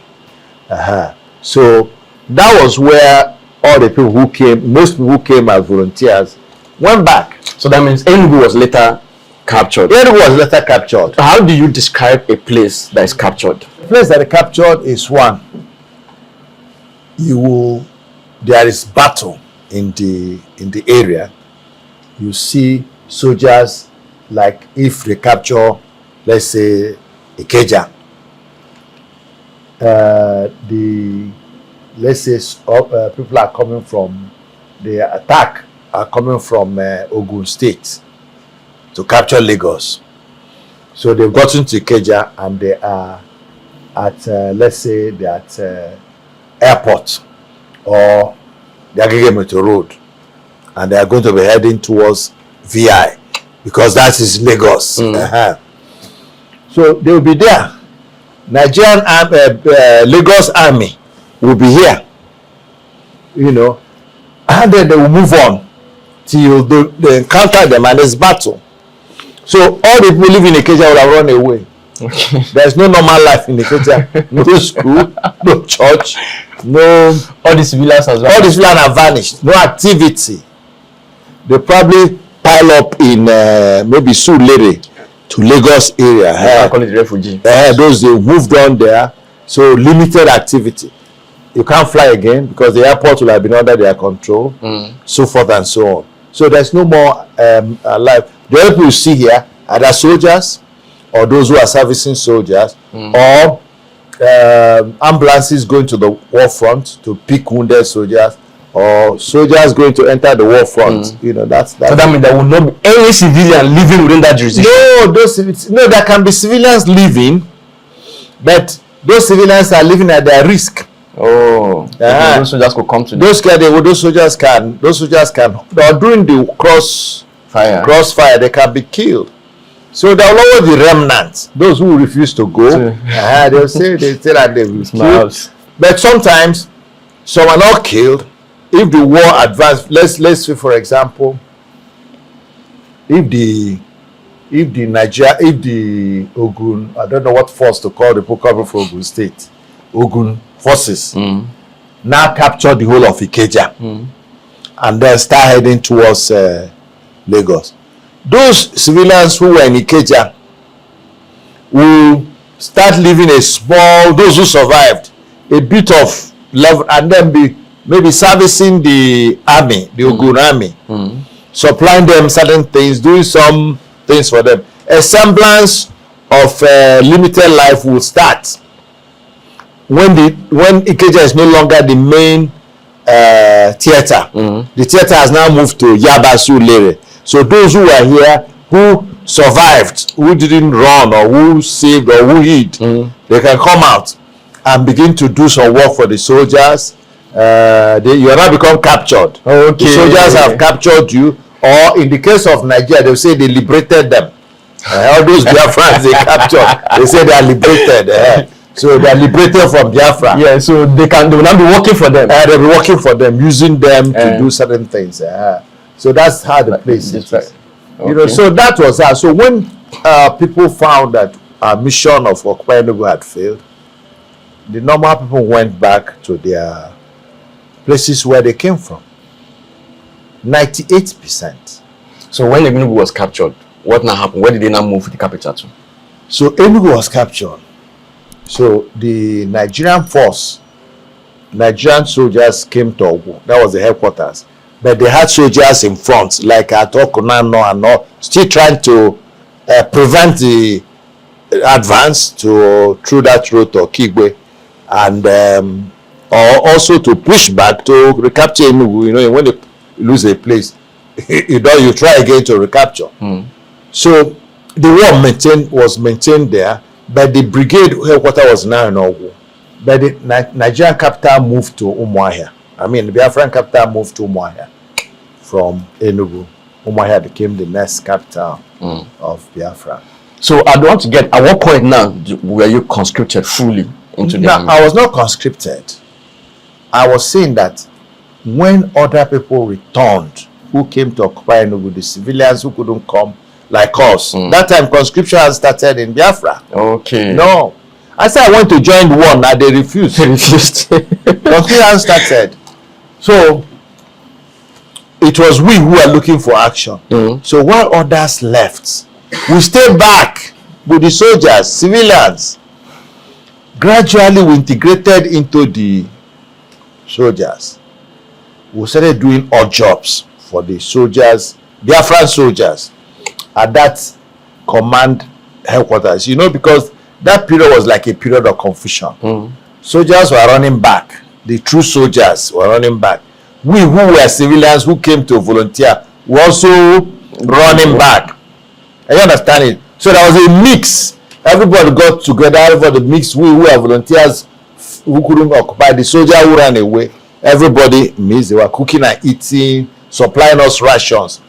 And the soldiers were reorganizing on how to go and confront the enemy. Are you getting it? But the civilians 98 civilians went back to their work, because some were undergraduates, some were civil servants, some were businessmen who volunteered to come as civilians. When the mission failed, they went back to their business.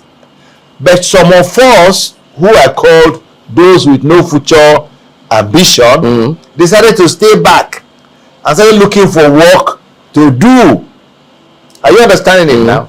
So that was what we were doing. Gradually, we began to look like soldiers. Gradually, we started wearing their uniform. But we were not fighting officially. So, but we found work. For example, if they finished cooking, we carried ration to the war front. If there was a new ammunition to replace to, so we began to do those kind of works. But we looked like soldiers. We wore uniform, but we were not soldiers. So that was what we were doing.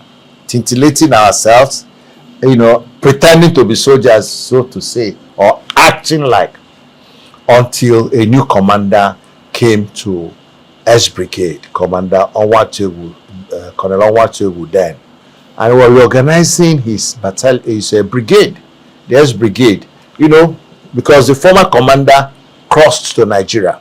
Some of them were deflecting, like what they do in political parties here. You see one party is winning, especially those who were already in Biafra Army, in Nigerian Army, before the war, who are now in Biafra Army. When the pressure got too much, they crossed back to Nigerian Army. I hope you understand it. Yeah, I'm getting it. So he was now reorganizing. It was then he saw our names were already on the list of the members of the brigade. Our names were in the list. But you see the way a soldier's name is mentioned.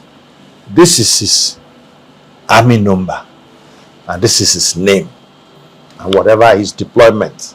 So you guys were there without number. So they saw our names, but no army number. So if it was one or two people, they might think it's just a mere clerical mission. Okay. There can be obvious omission. One or two names, you didn't put their number. But he saw series of names. So he got a little bit worried. If it were two or three, he would not bother. But he saw a couple of names. He called the adjutant, who is the administrative. What is this? Who are these guys? So at first, the guy couldn't explain why there were soldiers without numbers. He thought maybe it was a genuine clerical error. But I think he now went and investigated, and then came back and told the commander that these are names of the volunteers who, he now told them the story, who came to be so he says he now had to call us. They now sent for us, those whose names were there. They now had to look for us and brought us to explain why we are here without number. Because they didn't quite even understand anymore what happened, because that's a period of confusion. So we now explained that, see what happened. We came this way, then when we couldn't occupy anywhere anymore, we decided to stay back because we wanted action. I won't remember the look on the colonel's face. He looked at us, he shook his head. He said, "You guys are wonderful people. You are very, very patriotic, but you are also very foolish. You are foolishly patriotic or patriotically foolish." He said, "See, you are not soldiers, but you've been doing the work of soldiers. You've been going to the war front. You've been carrying ammunition. You've been doing. Suppose you had died. Suppose you had been killed. What would have happened to your parents or to your benefactors? To your wards, to your family? How would they have received compensation? What you did was good, but it was foolish. But thank God that you are still alive. So what I will do now, since you want to be soldiers, I will send you to go and get proper training. And then after training, you can then be proper soldiers." That was how you entered. Yeah, so he now interviewed those of us who were like senior secondary school and undergraduates. Gave us later to go to the School of Infantry to be trained as army officers, cadets. Those who were like junior secondary school or not, you went to School of Infantry to be trained as other ranks. Okay. That was how we went. That's how you. That's how I left. But I didn't go immediately. I went back to Britain Colonized to meet with my family. They were in Port Harcourt, and in fact they've started the battle for Port Harcourt has started, and they have left Port Harcourt. They were in some refugee camps and all that. I stayed with them for a while, and that was the time now pressure was now beginning to come on recruiting people, or more aggressive recruitment, which you can call early conscription. So when I saw that kind of pressure, I decided to now go to the School of Infantry. We already have a recommendation. So I went to the School of Infantry and trained as an army officer. That's how I joined. That's how I became active, and now knew how to shoot, how to kill or avoid to be killed. Now I want us to go into the main wars itself and your main experiences generally. Now your chapter 5, you talked about you captured Amor Tank with bare hands. In chapter 6, talked about the Ojukwu and the enemy. Chapter 6, I thought what? You talked about the Ojukwu and the enemy behind. Chapter Ojukwu, okay. Ojukwu. Igbo boy. Ojukwu, okay. Ojukwu and the enemy behind. Yeah. Now, what was the enemy behind? The enemy behind was General Achuzia. General Achuzia was the commander of that brigade of trying to defend Umuahia. Umuahia was now, it was ironic. You know, as a civilian volunteer, I went to defend the Enugu from falling with bare hands. Now, as a soldier, I went to Ojukwu to defend Umuahia, which was now the new capital. So when we were being deployed, after we were commissioned, we came to the rendezvous of the commander of the front, and that was this diminutive man called Achuzia. So he welcomed us, and then his pep talk before we went to the front that's how he said, look, now you are here, I want to tell you that you have two enemies you're going to face. Two enemies. One is in the front, one is behind. The enemy in front, you can kill him or he can kill you. But the enemy behind will kill you. So you decide. You want to try your luck in the front, you can kill the enemy or he kills you. But the moment you come back, you are a dead man. So who was the enemy behind? Himself. Yes, now that's if you run out from the field, he can take you off. Yes, there's no going back. No going back. You know, he proved it to once. He proved it to me once. What happened to me in the battle? In fact, I was made, all of us, there were 4 of us who came out and were commissioned as second lieutenants. But as my God, who has given me leadership, I was chosen as the company commander. I became a company commander, and I was commanding these 3 second lieutenants. They become platoon commanders. In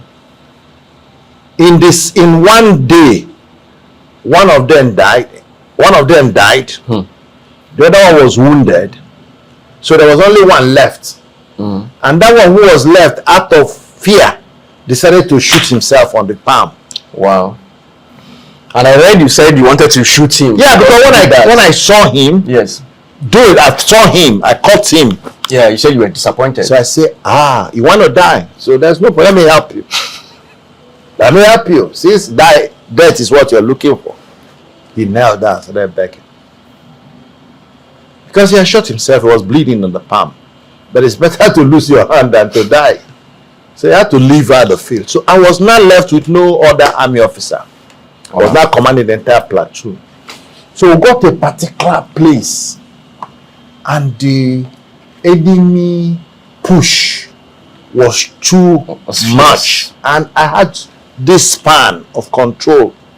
So I decided to do a tactic. There was a river. We're in front of the river. We decided to come behind this side of the river, because we believe that the river itself will be a deterrence for an invading army. A river is a deterrence because it will delay his movement. So we decided to come back behind the rivers a little bit. The man met us there because he was monitoring our movement. and say, what are you guys doing here? I explained my circumstances. You say, on your backs, set, go. If I open my eyes and I see any of you still on this side of the river, you are gone. On your march, set, go. All of us. Also. Ran through the river, back to the other side of the place.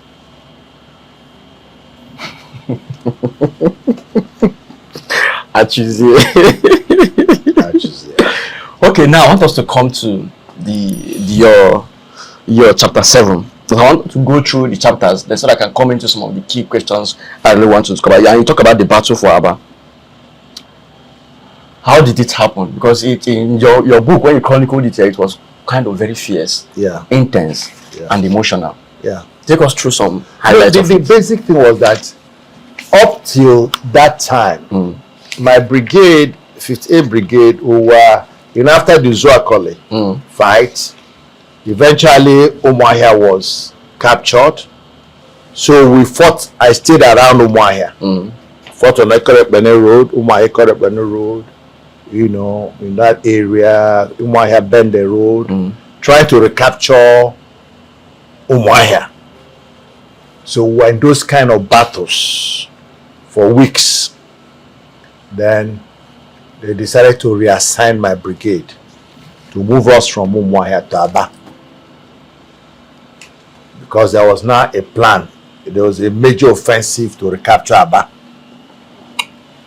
So we arrived at that place. The commander of my unit then, Major Haka, was from that Ungwa area, Umojimumode. That's a Kapara road, the road that leads from the Kapara into Aba. That was to be part of our assault route. There were those who were to come from Ikorekbene Road, a multi-factorial, multi-sectoral attack to head back to Aba. So we were mobilized. There was a 56th Brigade that was there. They had been there for months. And as I said, they got at ease with the Nigerian Army. They were even trading among themselves, so they were moved away from there. And we went in and started with determination to capture Aba. The battle was fierce for days. First major casualty was the brigade, battalion commander, Ohaka. The battalion commander. Before a battalion commander dies in a battle, do you know how many soldiers will have died? How many officers will have died? Because commander doesn't stay in the front. Except if you are commanders like us.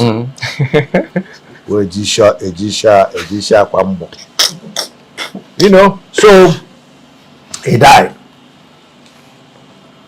So somebody was now made a company.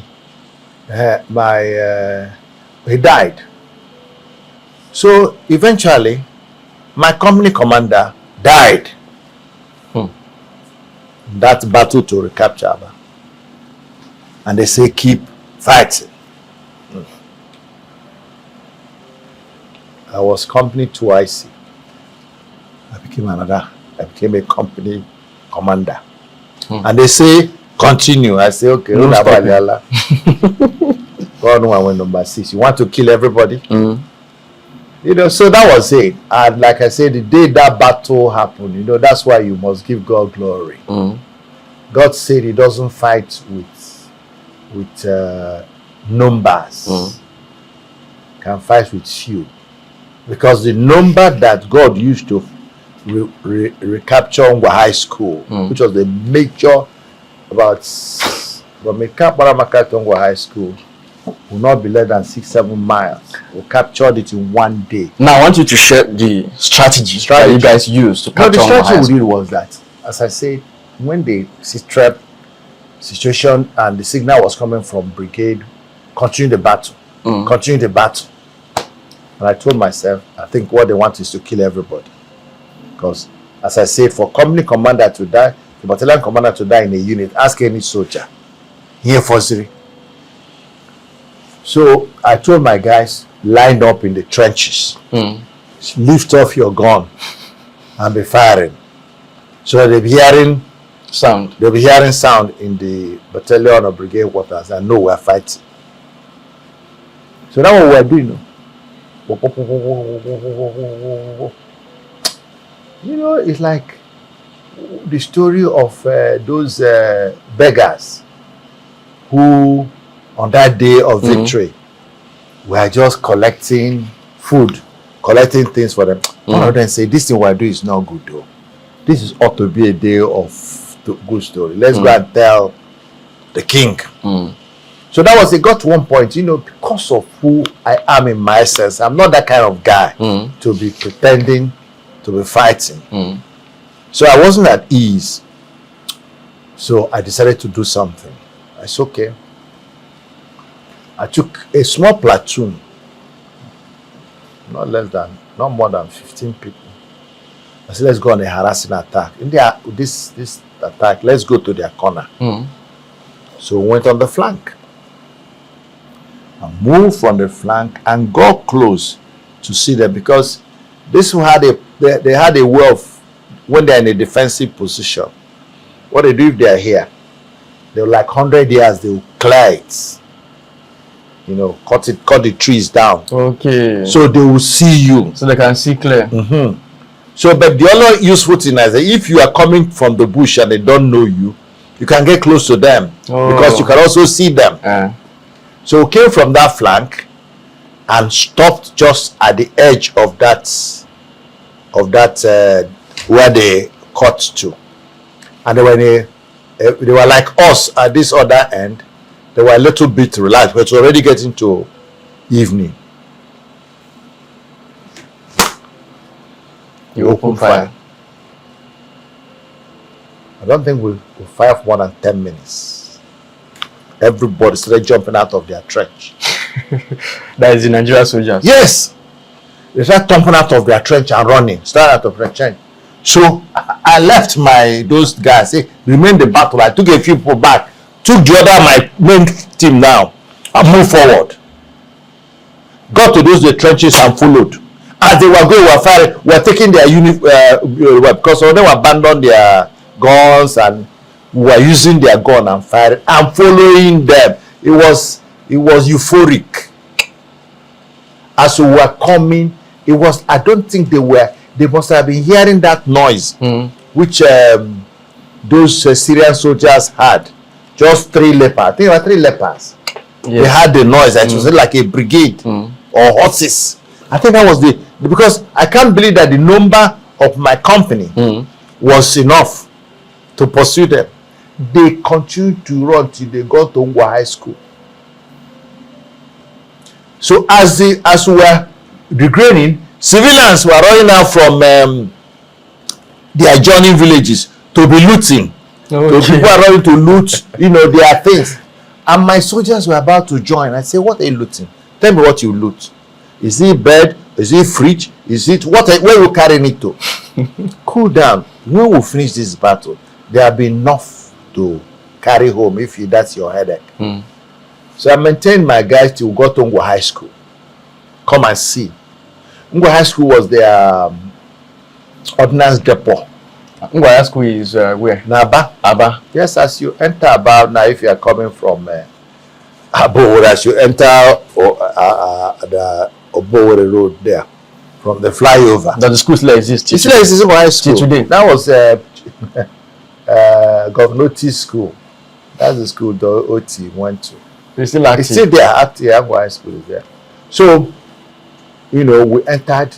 You see on the floors, you see one big room filled with uniforms, another one filled with boots, another one filled with guns, all manner of things.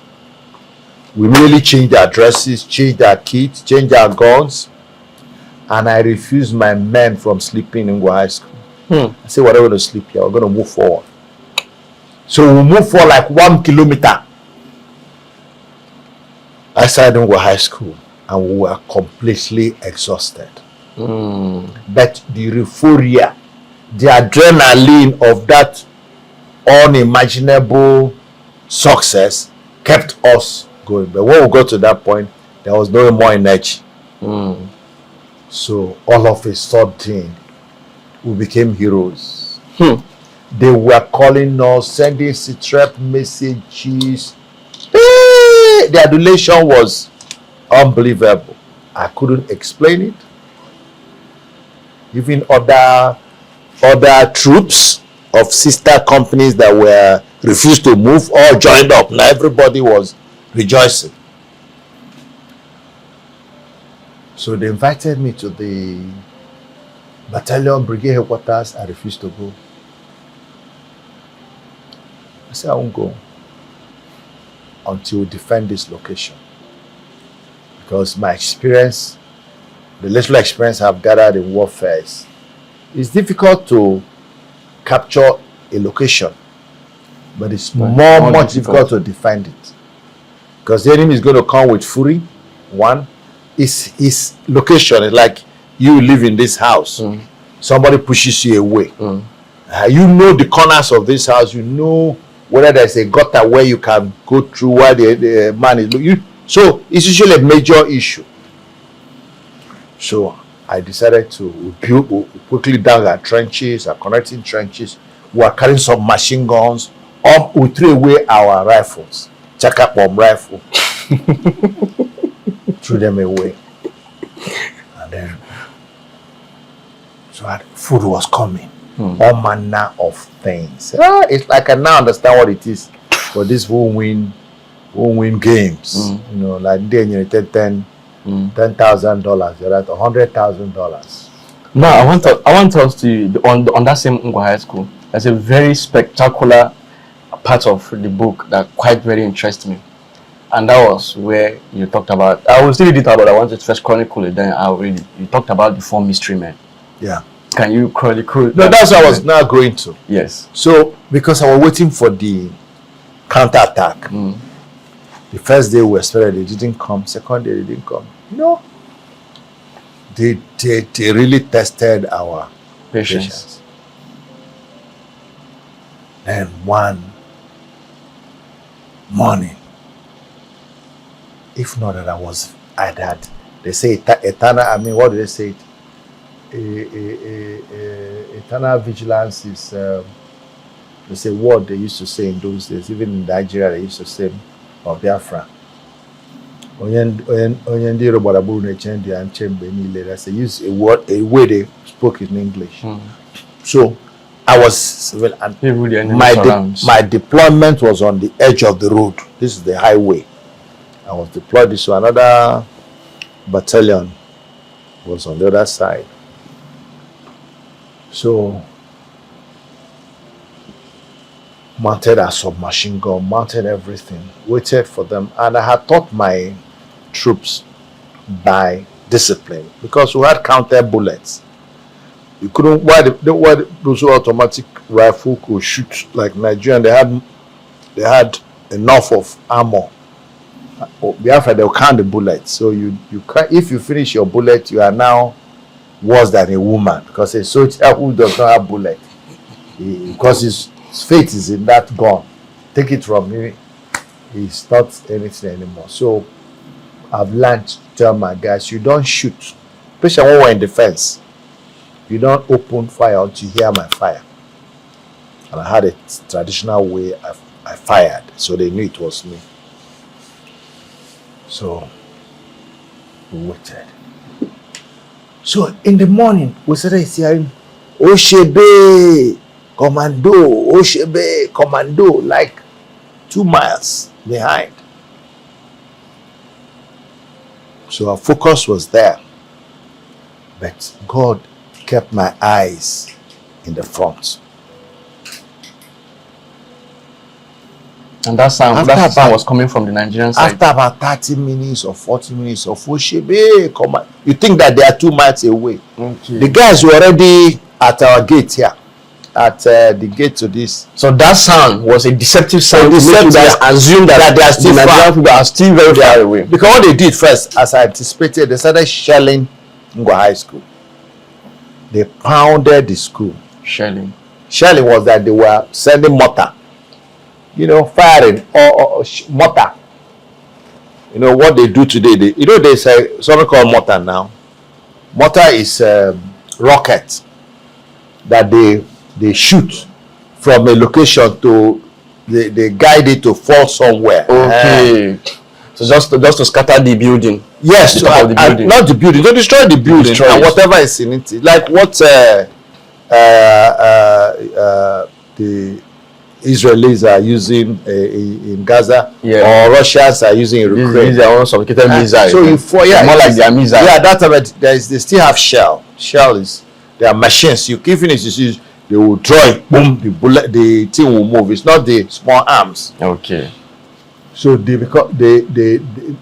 experience. That's why I refused to stay in High School, because I knew that the reason they were able to get us when we went to Enugu was that they put us at Enugu campus.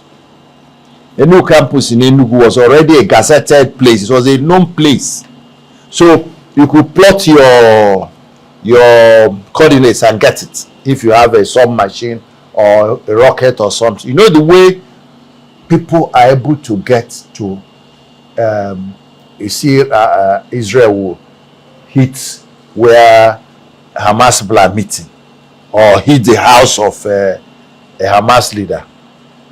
It's guided missile. So even at that time, there was no guided missile, but you could those shelling machine, you could plot where the thing is going. So you can plot it by the distance. It's coordinate like a plane flying. Planes fly by coordinates. The pilots don't know where they're going, but they plotted where they're going. So the plane will go there. The same thing. So if they send a rocket, they'll send it to that place because it's already on their map. Yes. So that was I refused to stay in High School. So when they started shelling, I told my guys, I knew High School would be the target. So after shelling High School for 2 days, they felt they had at least decimated all of us. Yes. So they were not ready to come forward. Up. Yeah. So Oshebe, then all of a sudden I noticed leaves moving. They were coming from the ground. They were already they were creeping. They were creeping on the ground. They were creeping. Yeah, they were creeping. I sent signal to my guys. I said, "Be ready." They said, "Ugo na mbabu." So as they were like, that's my gates. You sight them and you yes, of course. I opened fire. You opened fire immediately. My guys followed, and we are firing with their own guns now. Yes. Machine gun, one bullet. And the people fired.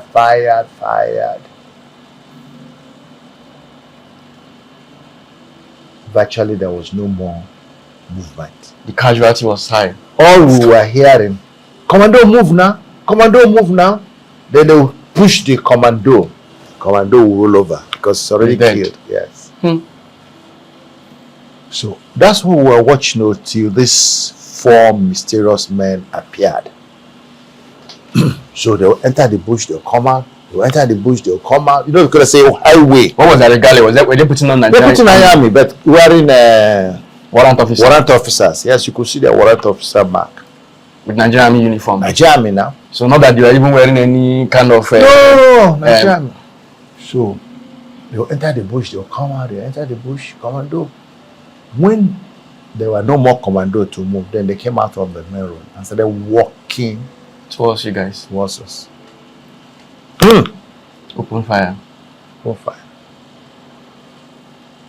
The fire will, the gun will, they will fire them, they will still be coming. We throw bomb, mass bomb, they say what they call mass bomb. It will explode. The smoke will clear, you still see them.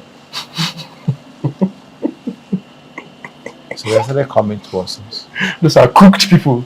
So what was our choice? The natural instinct is to run. Somebody that couldn't be killed by God. So what other weapon do you have against it? He will just come and capture you with hand, or slap you and punch you. I just thought about the cost of capturing High School and what it will look like to run away. So we said, Agayashi. So sad. What is them? So they got to like that place these guys are, and we were here. So that time, many of my boys who have come out. They were not carrying any rifle. They were just walking. They were not carrying. They were the people that was sent to just carry you guys rifle off. They were not carrying rifle. Just that we saw that they are warrant officers. So they looked us in the face. We looked them at the face. After sizing up, I know that these guys aren't going anywhere. They turned back. So, as they turned back, we fired them. The gun didn't answer. Those their gun. So I remember one guy, one man from Ohafia, but say, do you know why the gun is? It's because it's their gun we're using. Let's look for Biafra gun. We started searching for Biafra gun. Couldn't find them. But eventually brought a few, fired. The guy started walking back. So they disappeared. They disappeared. I love the way you put it here. And let me just read a bit. You said, I opened fire on my troops and they joined me in the next 5 minutes, and the bush was literally on fire. They quickly returned the fire, but because we were in the trenches and the defense were on the ground on offense, they suffered significant casualty, and in a matter of minutes, the battle was essentially over, or so we thought. When the fire calmed down, we noticed 4 men standing by the side of the road. We watched as they entered the bush, came out again, we watched them, and they did the same thing. We saw them cut the twig of the young trees at the side of the road, and we heard the air commando move, but the soldiers, who seemed frozen in their position as many, had been immobilized. Most of the commandos could not respond. When they found that the orders were futile, they decided to do a psychological one on us. The 4 men advanced towards us up to 30 yards. We could identify their faces. We fired at them. Nothing happened. We used mass rifles and fire bombs. The bomb exploded and they were covered in smoke. The smoke cleared and the 4 men still stood there, unscathed. We panicked. Some wise men in our team explained that the firing was ineffective and could not harm the 4 mystery men because the arms ammunition we were using to fire at them were the ones seized from the Nigerian Army. In effect, they were either injured or immune to the latter effect of the weapon. Without thinking, we bought the wise man's explanation. So what to do? Go to the Biafra Mark 4 or Mark 3 rifles, or where from we had discarded those weapons after capturing Ngwa High School. So we sent some soldiers to go around and search for this location. Meanwhile, the 4 mystery men soldiers approached us menacingly. I noticed that they were all wearing warrant officer badges. They continued to move towards us until they reached about 10 yards to our trenches. At this point, we considered coming out from the trenches and running away from them. When we considered what it cost us to reach our position, I decided we had better be alive or die at the place than yield an inch of the ground. Having made this decision, I came out from the trench at the edge of the road to face the mystery men, some of my men followed my move, and we came out from the trenches and joined. We stood facing the 4 warrant officers who carried arms, horses, whips, and shot, where they had been whipping the soldiers, urging them to move forward. The men looked at us, and they looked back, and 5 long minutes, and engaged in warfare looking. In 5 long minutes, we engaged in warfare looking. All firing had ceased on both sides, and Nigerian troops had been largely immobilized and lost all the firing, and had lost all the firing power momentarily. On our side, the guns were useless temporarily against the 4 mystery men. So maybe we could try wrestling, whatever. So you guys wanted to engage them with hard. The military men expected us to buck and run using the psychological looking warfare. Instead of running, they noticed more Biafran soldiers emerging from the trenches and standing together and participating in the looking warfare with no hints of fear or surrender. As if by a prompting, the 4 men turned around and began to walk away. At this point, the wise men had advised us to fire now, that they had their backs on us. That whatever stopped the bullet from hurting them would no longer work, as they have backed us. We fired both the alien captured guns and our own faithful Mark 4. To our further and aggravated surprise, none of the guns pointed at this mysterious man's back fired. It was unbelievable and most disconcerting. We tried to fire a few more times. Nothing happened. We looked at each other too shocked to even talk. We just watched as they continued to recede until they disappeared from our sight. They never turned back to look at us until they disappeared out of our sight. I took my gun and pressed the trigger, and it let out and he let off volley of shots. Nothing wrong with the guns, but what stopped them from firing at the 4 mysterious men when they turned their back on us, only God still knows. This is quite, I used to hear things like this, that they say maybe some people build a dish or they cook themselves and things like that. But reading from this book made me to say, does that mean things like this are actually real? At least I saw it for real. I mean, what does it happen? Do you think they cooked themselves, or there's one extra dish that they took or something? Yeah, it's a mysterious thing. It's absolutely mysterious. Certainly now they had some forces, some spiritual forces that were working in their favor, because I know that the world, you have all manner of forces. The Bible talks about principalities, powers. It talks about spiritual wickedness in high places. So that's why I say we do not wrestle against flesh and blood, but we wrestle against these powers. So there are powers, but Jesus is the head of all principalities. Even at that time, I didn't know him that much, but I still believed in him. And I really didn't know, but it's clear that his grace was still working. Still working. Now, I want to, before we continue on some of the chapters again, I just want to ask a few questions based on all what we have discussed so far. Now, do you think the Ungwa High School, was it the most remarkable moment for you of the war, or there's any other remarkable, most distinguished moments? Yeah, the Ungwa High School was fierce battle, but that was not the most ferocious battle.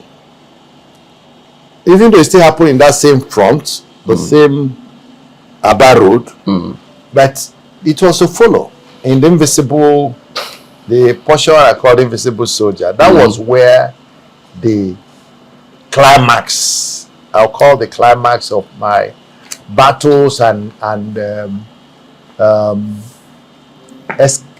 I call it escapades, or in fact, when I think I got to the apogee of military risk, that was the year to come. Here, yes, there were risks, there were battles, but where I walk into the enemy territory. Exactly where I'm coming into, because that was in your chapter 9. Yeah, you talk about the invisible soldier. That is the climax. That was the climax. That is the climax. Narrate us how you were able to escape that near-death experience. See, first and foremost, the truth is that only God in heaven knows first. I mean, there were 2 escape episodes.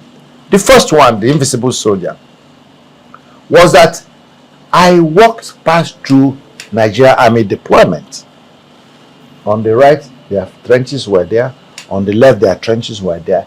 I and 2 of my soldiers walked to that point. Looked to the left, saw the trenches. Looked to the right, saw the trenches. And we concluded they had run away because we had fought them the previous night. We couldn't win the war that day because there was a cutoff that was already done by Captain Idam, and my business was to lead my team to meet up Idam. I will continue the march into Aba. You know what I mean? We are here. This is my own troop. This is the Nigerian Army on both sides of the road. One of that strategy, almost following that my cut-off strategy. Ida went on right, cut off, and came to this straight road, came to the highway. So I could see them in the long distance, and I was to move my troops to join him. So that night there was fierce battle, but before we could link him up, they had knocked off the cutoff. They reinforced and brought their armored cars and knocked the cutoff. So we couldn't link. So that's how that day. So the battle was regarded as over, and we lost it. Because what wins a battle is an element of surprise. But this time we wanted to have a what they call counterintuitive move. What was not likely to be possible, we made it possible. We repeated the operation the next morning and still caught them unawares and established the bridge. So again, I saw a dam on that side of the road. And my conviction was that, having known that we cut them off yesterday, and seeing the ferocity of our fight frontally, they will have left that place. They were like they were sandwiched. So when I walked to that point, and I saw them, because I wanted to go with all my men, some of the wise men again in my meeting said, let us not all walk on the road. That there may be some straggler soldier who couldn't run, so let them walk through the bush and clear them. I said, fine. So you be coming. Me, I walked on the road, convinced that there was no soldier left. And I walked past, turned left, saw, turned right, and walked past. Met them. We embraced, congratulated ourselves that we have finally succeeded, and that the brigade will be taken, because we didn't tell anybody we were repeating the battle. So, and now me and my two men started fighting with them as we started to advance towards, waiting for my guys to join. 10 minutes, 15 minutes, 30 minutes. It was almost 40 minutes. No pim. I got so angry. What in the world could be stopping my soldiers from joining me? What in the world? So I told them, please keep the battle. Don't let this beat us, push us out again. We can't suffer that. This thing that costs a lot of money and a lot of lives. Let me go and find out what is happening to my men. So as they're walking back on that road, almost getting close to this place where these soldiers were deployed, where they passed, I met one captain of the brigade that was on the left side of the road. You know, I'm on the right. But on the same brigade, but the same battalion, different command. And they themselves were not as crazy as I was. So as I came, I saw him. Sir, where are you coming from? Me, I was speaking to him with disdain, because I know they are not pushing up. I said, I organized a battle with Idam. I told him a simple, so Idam, I've met Idam, is in front. So I want to go back and pick my guys, because I don't know why they haven't joined us, so that we can maintain the trust into our band. He said, are your men behind? I said, yes. He said, but I had a very fierce shooting, very strong shooting behind about 20-30 minutes ago. I said, well, I don't know what you had, but I passed through here 45 minutes ago to go and join Adam. I didn't see one single Nigerian soldier. When I looked at it after I read your story, I think what I thought, or what me I just imagined with it that happened, was that they saw you and your other colleague. Yeah. I guess they set up an ambush there. So, but because it was only you and your other person, they said, if we shoot now, we'll reveal ourselves, we'll expose ourselves. So there is no need to do this thing. We want them to come out in droves. I guess that is the reason why you escaped that firing. That is an argument, but that argument doesn't carry in a real war situation. You know what they will have done? They didn't need to fire me. The moment I have crossed into their nets, they will just tie me rope. So they could have come out and hold you. They just arrest me. Arrest us. Can you imagine if you were 3 people and then 10 soldiers came at you? They didn't shoot you. You suddenly saw them. Your hands up, hands down, drop the gun. Look, it's a joke. Unless you were like me, that I wouldn't have dropped the gun anyway. You would have dropped the gun. Because you cannot guarantee me. All you will have just tied me, held me, and continue with your plan, because you still draw the other people. Yes, now. Assuming they were so look, see, the plan your explanation is not something that happens after you have faced a fierce battle. Yes, if an enemy is just coming to your territory, you are seeing him, you can let him walk, you arrest him. Nobody allows you to go and come back. Suppose you didn't come back to that route, which eventually didn't come back to that route. So that is 5%. But the truth is, they had two options. It's either to fire me at that time or arrest me. That's all. Those were the two normal behavior. They will just have said, immediately we passed into their nets. They will just encircle me. We just see 3 soldiers or 5 soldiers or 10. Your hands down, drop the gun. Drop the gun. And 3 of us couldn't face 10 people. It's the easiest thing. To wait for me to go and come back, and especially people they saw last night that were fierce. They fought battle with us.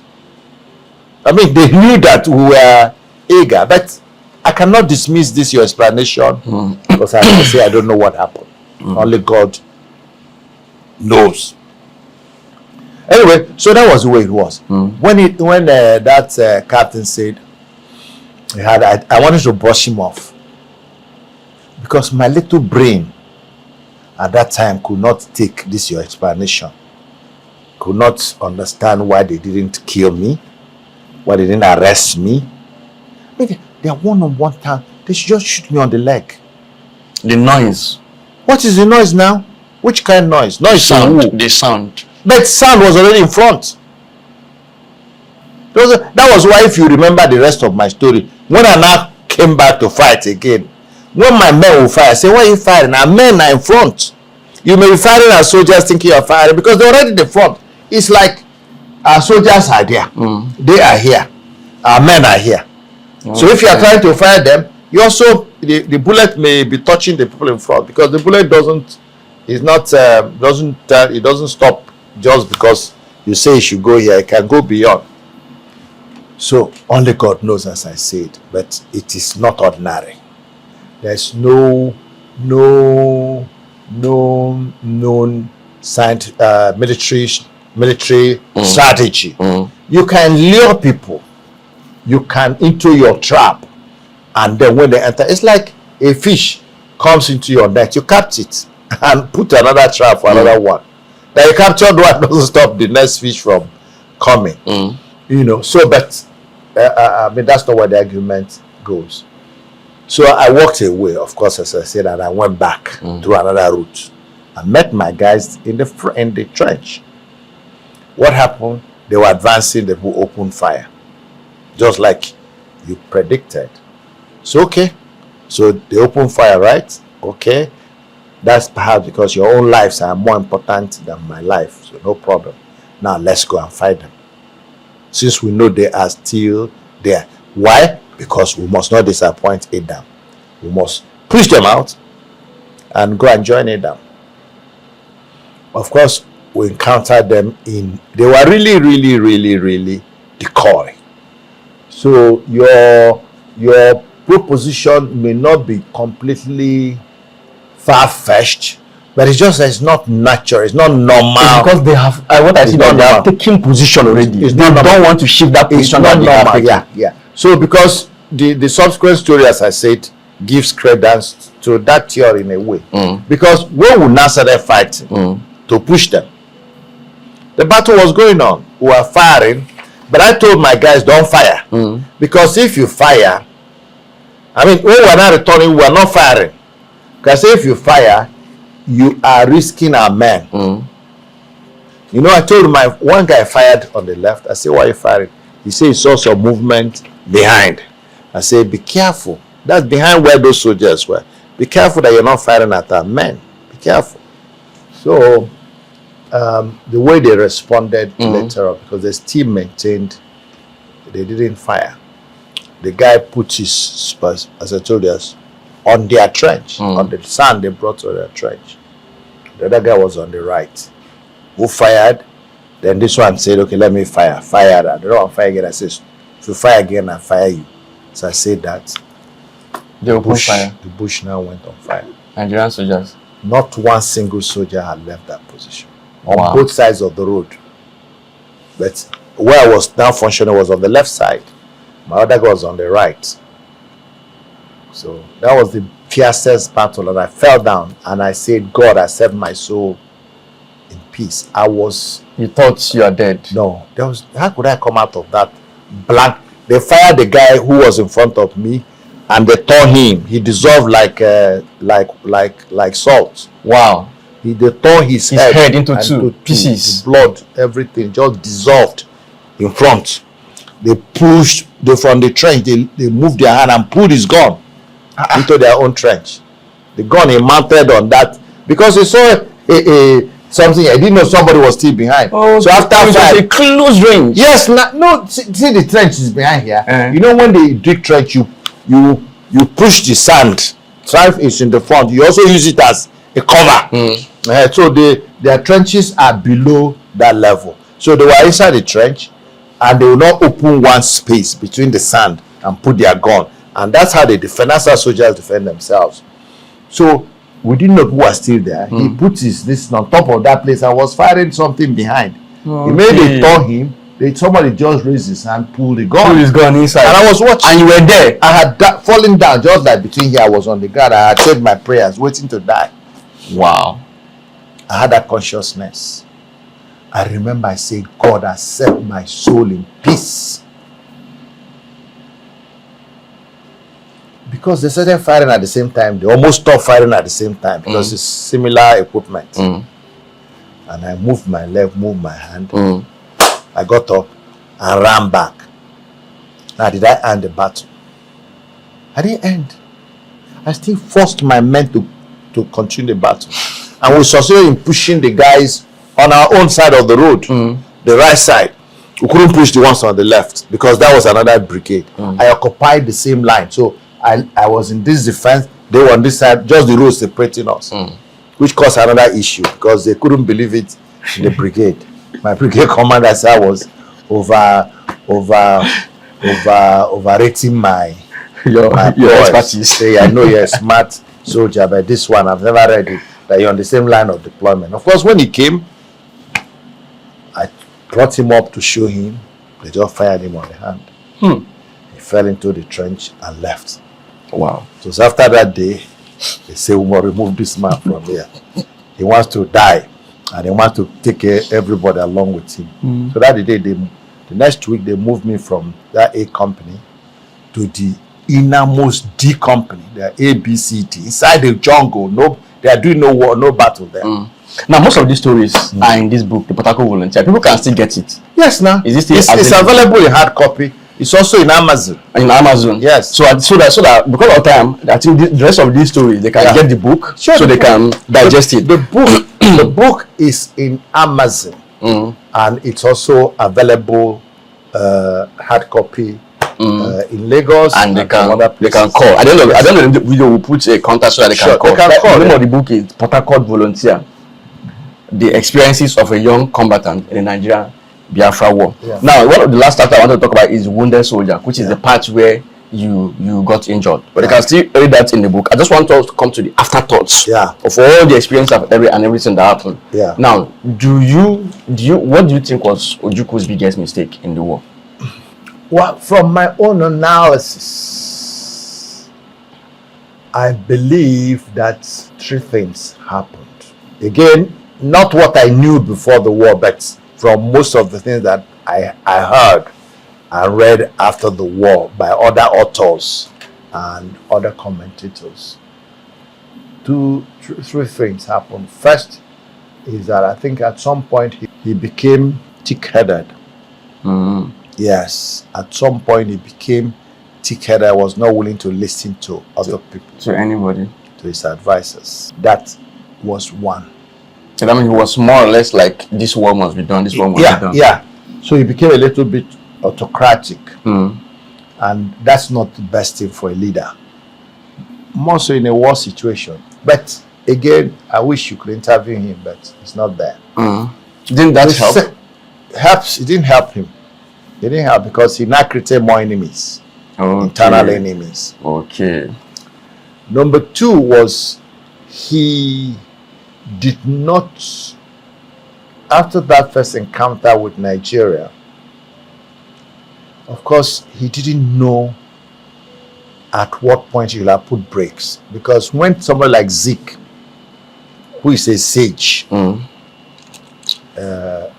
like I called him either, when I say he's a wizard, it's not abusive. What I mean is that he call him a fox. I mean, that is, he could see what other people are not seeing. I get him. Can't abuse Zik, I call a witch. He was not an ordinary guy. That's the point I'm trying to make. He had either a high level of perception or consciousness that is not just normal.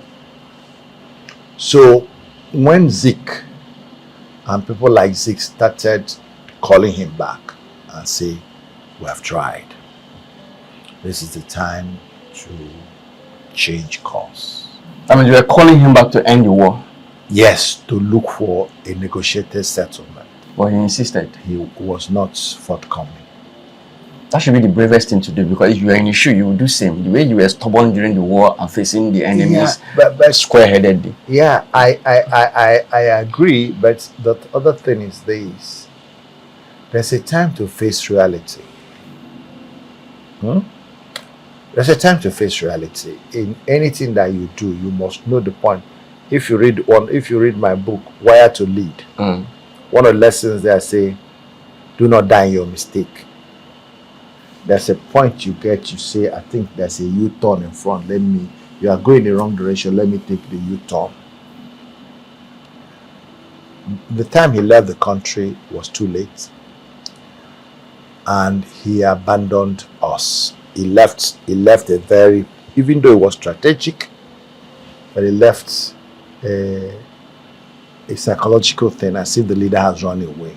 But he was trying to stop Biafra from being defeated. Now, if it is today, and he was still alive, maybe the war could have been continuing in other ways. But first is the issue of he became a little bit too egoistic and thought he knew all things, and that affected his ability to take advice. He didn't know when to adjust course. He didn't want to adjust course, because from what I've read, the Zigs and some other people got at a point and they became his enemies, because they were saying, look, I think we have come this far. Zik was willing. Zik went out, he was not able to brought recognition from Tanzania, all those his off Pan-African friends. But when a man like that says, I think we need to look for another idea, this thing cannot be won in the field, he should have listened. That's what I'm saying. Apart from that one, what other ones? That's all I can find. There's not much. Those three things are for all the things I see that, because as I said, I give him thumbs up for not starting the war when we wanted it, for at least building some strength for Biafra, military strength before the war. Now, but that would have collapsed much earlier. The resistance wouldn't have lasted that long.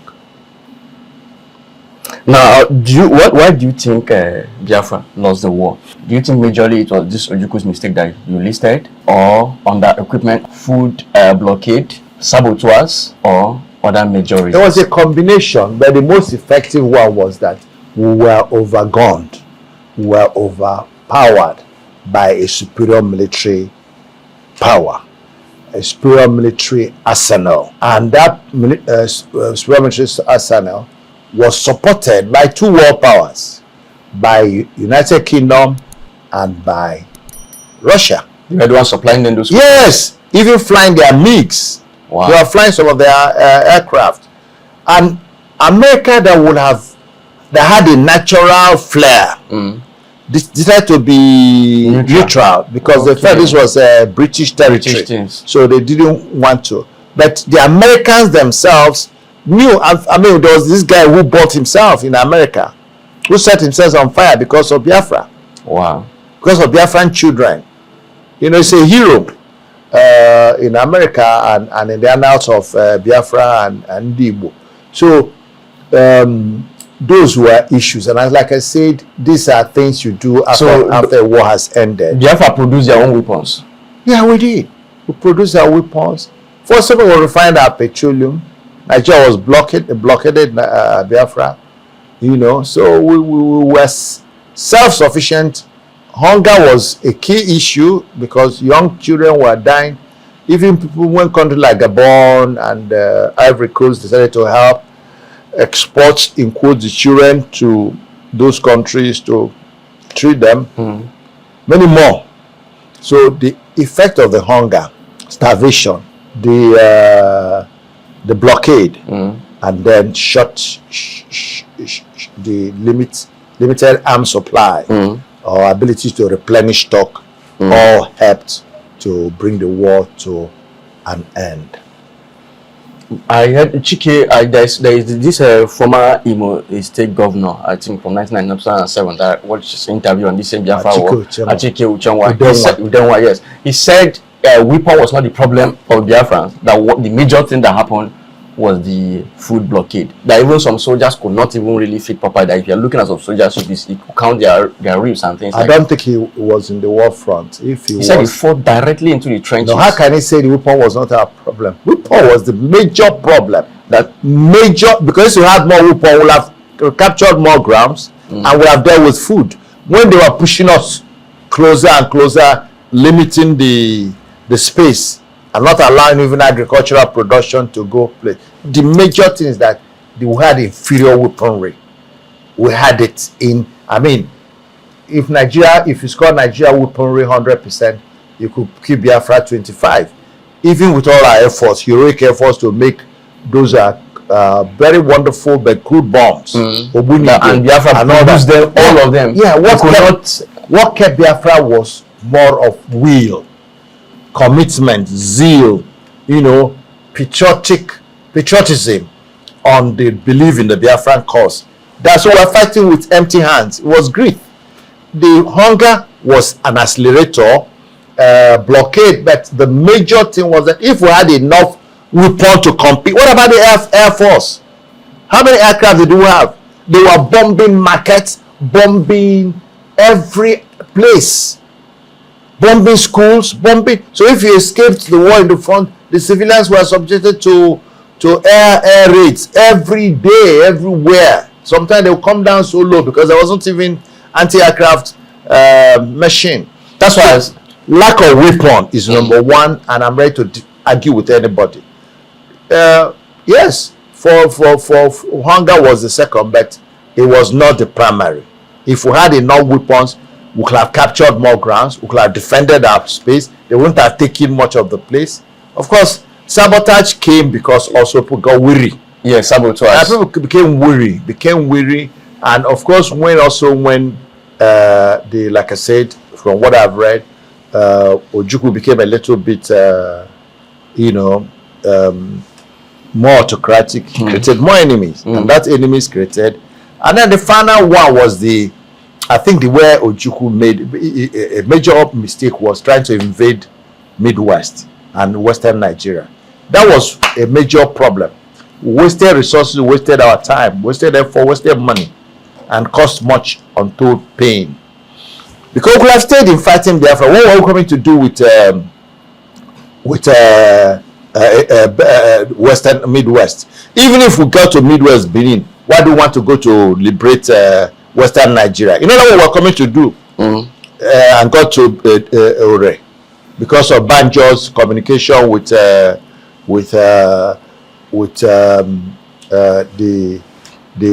this poet and artist. They say it's also big Banjo that betrayed that Midwest achievement. But that's all part of the problem. We didn't need to. We didn't need to at all.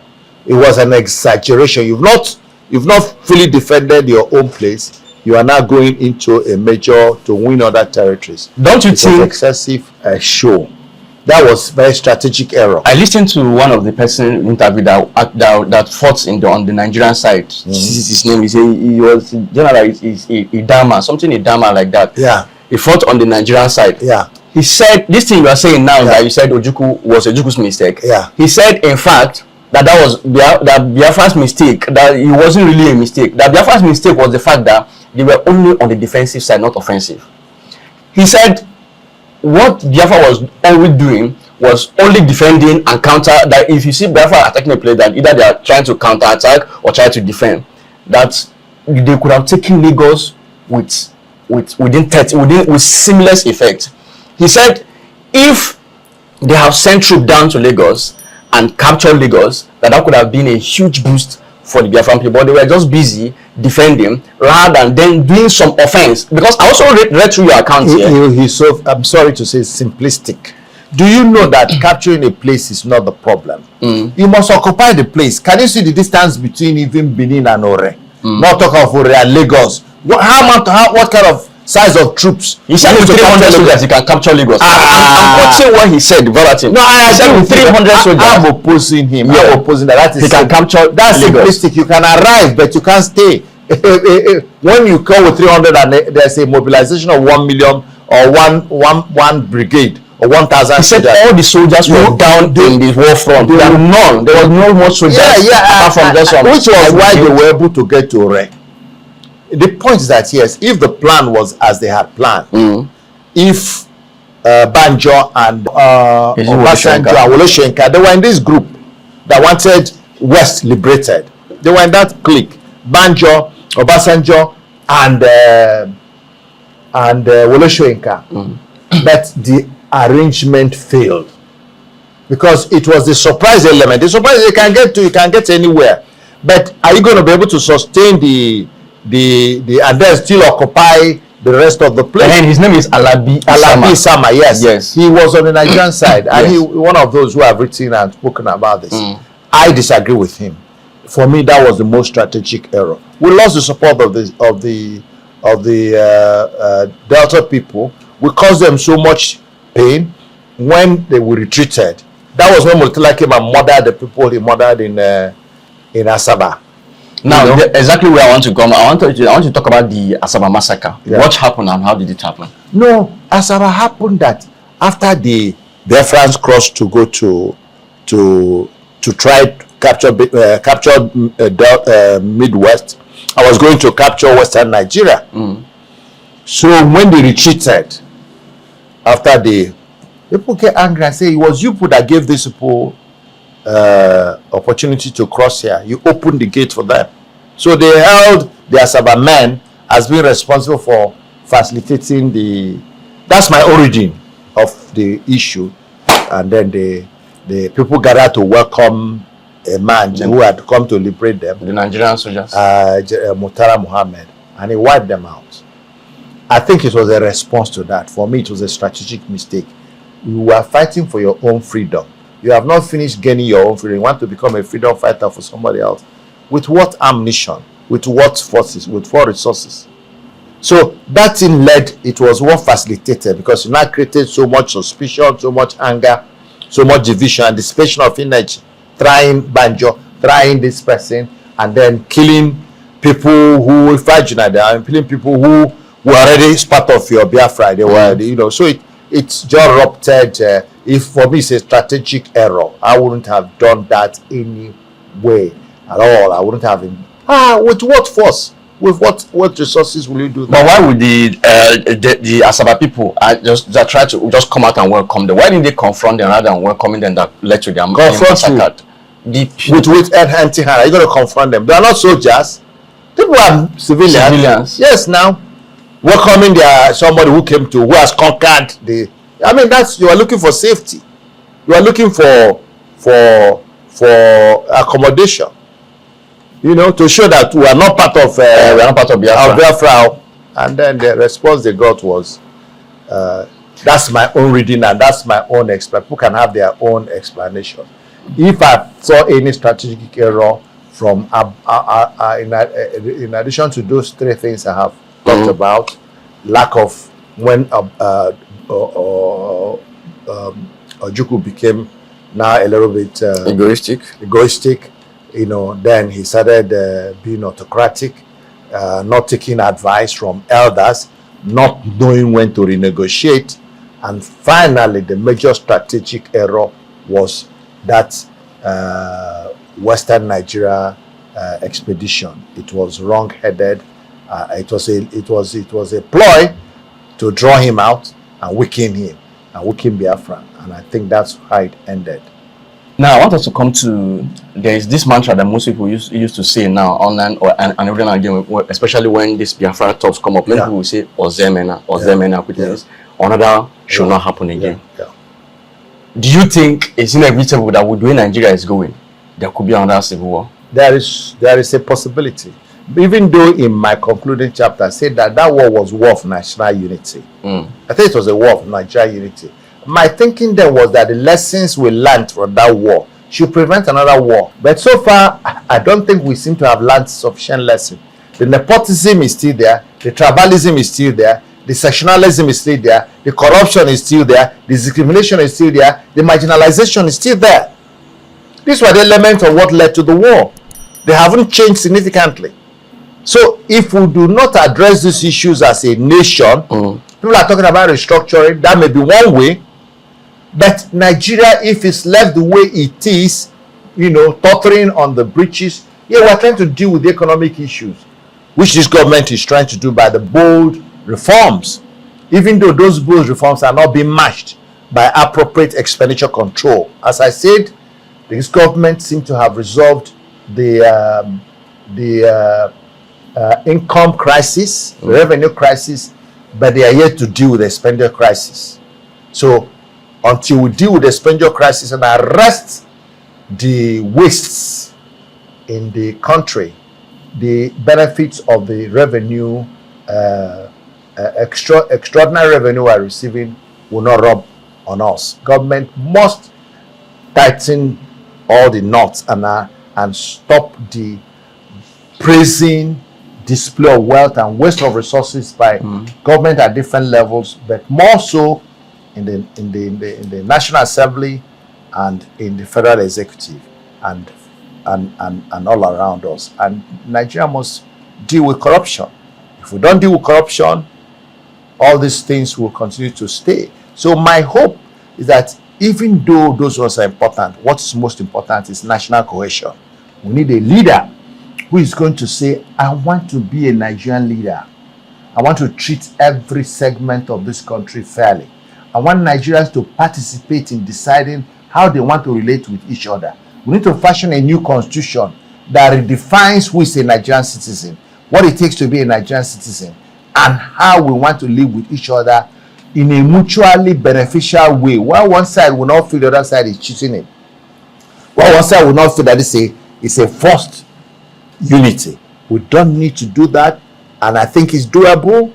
And I'm praying that God shall get to that. Until we get to that level, we cannot say, nobody can say there cannot be another war. There's nobody that can say, I don't wish it, because I would never wish my enemy to see a war. I don't want my students to see some of the things I described there.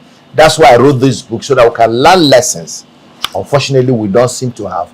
Our political people get to office and they get drunk by power with power, and they lose consciousness and contact. I just pray that they wake up and make sure that we do not go through this again. Now, some people believe that Ojukwu leaving the country, you said it was strategic. Some believe he ran away as a coward. Yeah. What do you think of it? I don't think he ran away as a coward. It was a strategic move. He didn't want, because if he was caught, that meant the end of the war, because the war was so personalized. Okay. But he left, kept an open door for the war. Like I said, if it was today, with technology of today, we would have gone into guerrilla warfare, and the war wouldn't have ended. Yes. Because if you catch the leader, it's as if the war. So he escaped to allow the war and also opportunity for negotiation. Because if he was caught, then our negotiating power would be zero. So it was a strategic, but it gave the Biafran people a feeling of abandonment, when the leader ran away, in quote. But I think it was not out of personal first move. I think I would have supported that move at that time, and that was why I said there would have been a time for course readjustment. As much as we believed in the righteousness of our cause, the reality was that at a point, it was clear we have made that point. That's my point. Make your point. And then move on. You don't, we're not God. It's only God that has the absolute answer to every question. He is the God of justice. He knows what is right. You've been badly treated say it, resent it. But if you see that the forces against you cannot support you on that proposition, you close the matter and leave it to God. Now, what do you think was all of your experience? What do you think was the biggest betrayal that the Biafran cause experienced that caused them the war, or that impacted the war negatively against them?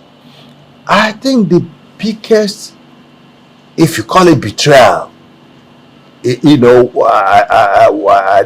do not know, but it's a divide and rule. Because some say they send money for weapons and things like that. Divide and rule, like Azikiwe, something like this. It is the divide and rule of Nigeria. When Nigeria was able to separate the Ijaw from the Igbo, from the Efik and the Anang and all that, isolated Igbo people, and these their brothers now became their enemies. Or if they were not their enemies, they became routes through which the enemies reached them. That was it. That was a major betrayal. The head of Air Force was a German. I don't know if I can remember his name. The head of the Navy was not an Igbo. It was somebody from the Cross River, Anang or Efik person. Biafra we went to war united, but halfway we got divided. How did they manage to divide them? Is this creation of states? Within the war, they are creating the states? Yes, now they created the state just before the war started. So before the war started, they created the state. Doesn't mean those who now separated themselves? Yes, and now that's why when we ran from Port Harcourt, the Rivers people, 90% didn't run. When the Nigerian Army entered Port Harcourt in 68, 90% of the people stayed back, and they were the people who acquired the property of Igbo people that you call abandoned property. It's because they've already been told, these people are your oppressors. All these buildings, just let them, you can have them. They sold all these kind of things to them, and they believed them, but they are all finding out that the enemy who can almost always sell any type of thing to divide you, because at the end of the day, nobody will say that the whole thing was good for anybody. Now, one of the things I wanted, it wasn't good for anybody. The war was not good for except those who sold arms. Now, one of the things I wanted to read that from this your book on one of the ways you said we could be able to avert this thing from happening again is on your point number 4. You said we introduce a single national language, which could be used everybody generally. How can that be possible in this heterogeneous? It's possible. How? The way things can be, don't you have one curriculum? The same curriculum is what we are using in the universities. The same curriculum where national policy. Currently already is English that everybody is speaking. So how do you by introducing one single language? There was a time there was an effort to start Wazobia language. What Wazobia language? No, there was a language, I don't know, you are not grown. It was beginning to get attraction. It's a combination of languages. Some words are in Igbo, some are in Yoruba, some are in Hausa. It's just like the Wazobia. Wazobia is wa, which is Yoruba, come. Yes. Bia is come in Igbo. Wazo is come in Hausa. So they were forming that kind of language with something common. And we were going to have one language. See, it is the strongest thing. Countries that succeed are either monolithic in language or in ethnicity. Anywhere where you have mixed languages, mixed ethnicity, that place is always challenging. Look at India. Even though they have a high, that's why at a time they removed Pakistan to remove the Muslims. They created a country for Muslims and left the Hindu because there was no peace. The war. What do you think about war? Does it look like a good thing to fight?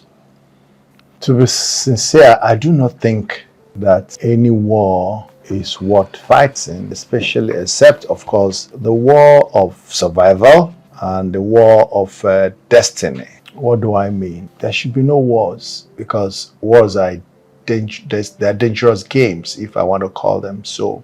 But of course, if the only way to survive yourself is to defend yourself, and if it turns out to be a war, well, it's inevitable. The other one is not a physical war, it's the war for your soul, the war for your your salvation. The Bible says, work out your salvation with trembling and fear. That's the only other war you should fight, because it is clearly proven that this war is not the end. There is somewhere after now. And while staying in this particular phase is terminable, it has an expiry date.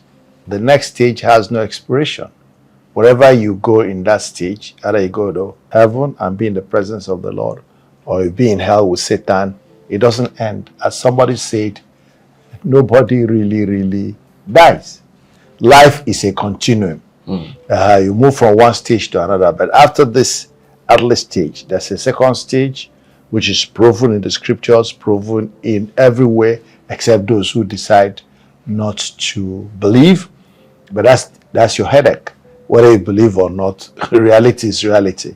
So if you go to heaven, you still be alive, but you'll be with the Lord. If you go to earth, to hell, you still be alive. But you'll be alive in another phase. It's not the same phase. You wear a different body and you have a different experience. So that one, I think, is worth fighting for. Fortunately, you don't need arms to fight that one. But the one of war, when people go to war for essentially vanity, stupid things, I call them, because this war doesn't belong to anybody. It belongs to God. We are only temporary stewards, occupants. There have been people that have been here 100 years. If I fight for this whole place, in another 100 years, this place will not know me. It will not know me. So why fight? Why kill? To be able to take a territory that is only passing. Nobody owns this world permanently. So most of the wars we fought in the world were not necessary. They came as a result of human vanity, human selfishness, human ego. Usually human ego, selfishness, greediness. They're the things that cause wars. Now, so I think we have gone far on this particular episode and we need to stop it here. So, but do you have any final word you may just like to say within 1 minute? My final word is that Nigeria doesn't need to fight another civil war. That Nigeria-Biafra War, or the Nigerian Civil War, was enough for an all time. All we need to do is learn lessons. Today, people are denying the war story. People are denying the story. They are writing all manner of things about what caused the war, what did not cause the war. We cannot avoid it except we face the real issues, deal with them, and the issues we can deal with. Simple as that. So guys, that is it. I think we have covered a lot already from this particular episode of the Selahmeditate, and you have shared so much, but time will not permit us. We have gone into other nitty-gritties. But with all this already, if you want to learn more, you can order for his book. Like I said, the Port Harcourt Volunteer Experience of a Young Combatant. And if you appreciate what we do here, take a moment to like this video, subscribe to this channel, share it with those who this is going to impact. I do my best to bring you high calibers of individuals so we can talk on various areas of life. This is majorly on history, because if we understand our history, the country, to be easier for us to know where we are going next, and to be easier for you also to also know how you can put yourself in order in whatsoever you are doing. Mazi Sam Ohuabunwa here is a business leader and entrepreneur, and since after the war, he has been leading some different organizations in areas of businesses. Is there a way you like people to reach out to you, contact your consulting and anything? Yeah, sure. I mean, you can reach our foundation, because most of these books are sold under the auspice of the Sam Ohuabunwa Foundation for Economic Empowerment. You can call our office at Maryland, Lagos, or you can reach us on this number. I'm sure our people will be willing to take whatever need you have and maybe give you opportunity to participate in our own empowerment programs. Thank you very much, and God bless you. So that is it, guys. I remain your very host, Benzik, and I believe this episode has quite inspired you and has helped you to also know how to also understand the country, where it started from and where we have landed. So I'll see you again next time. Thanks for watching. Cheers.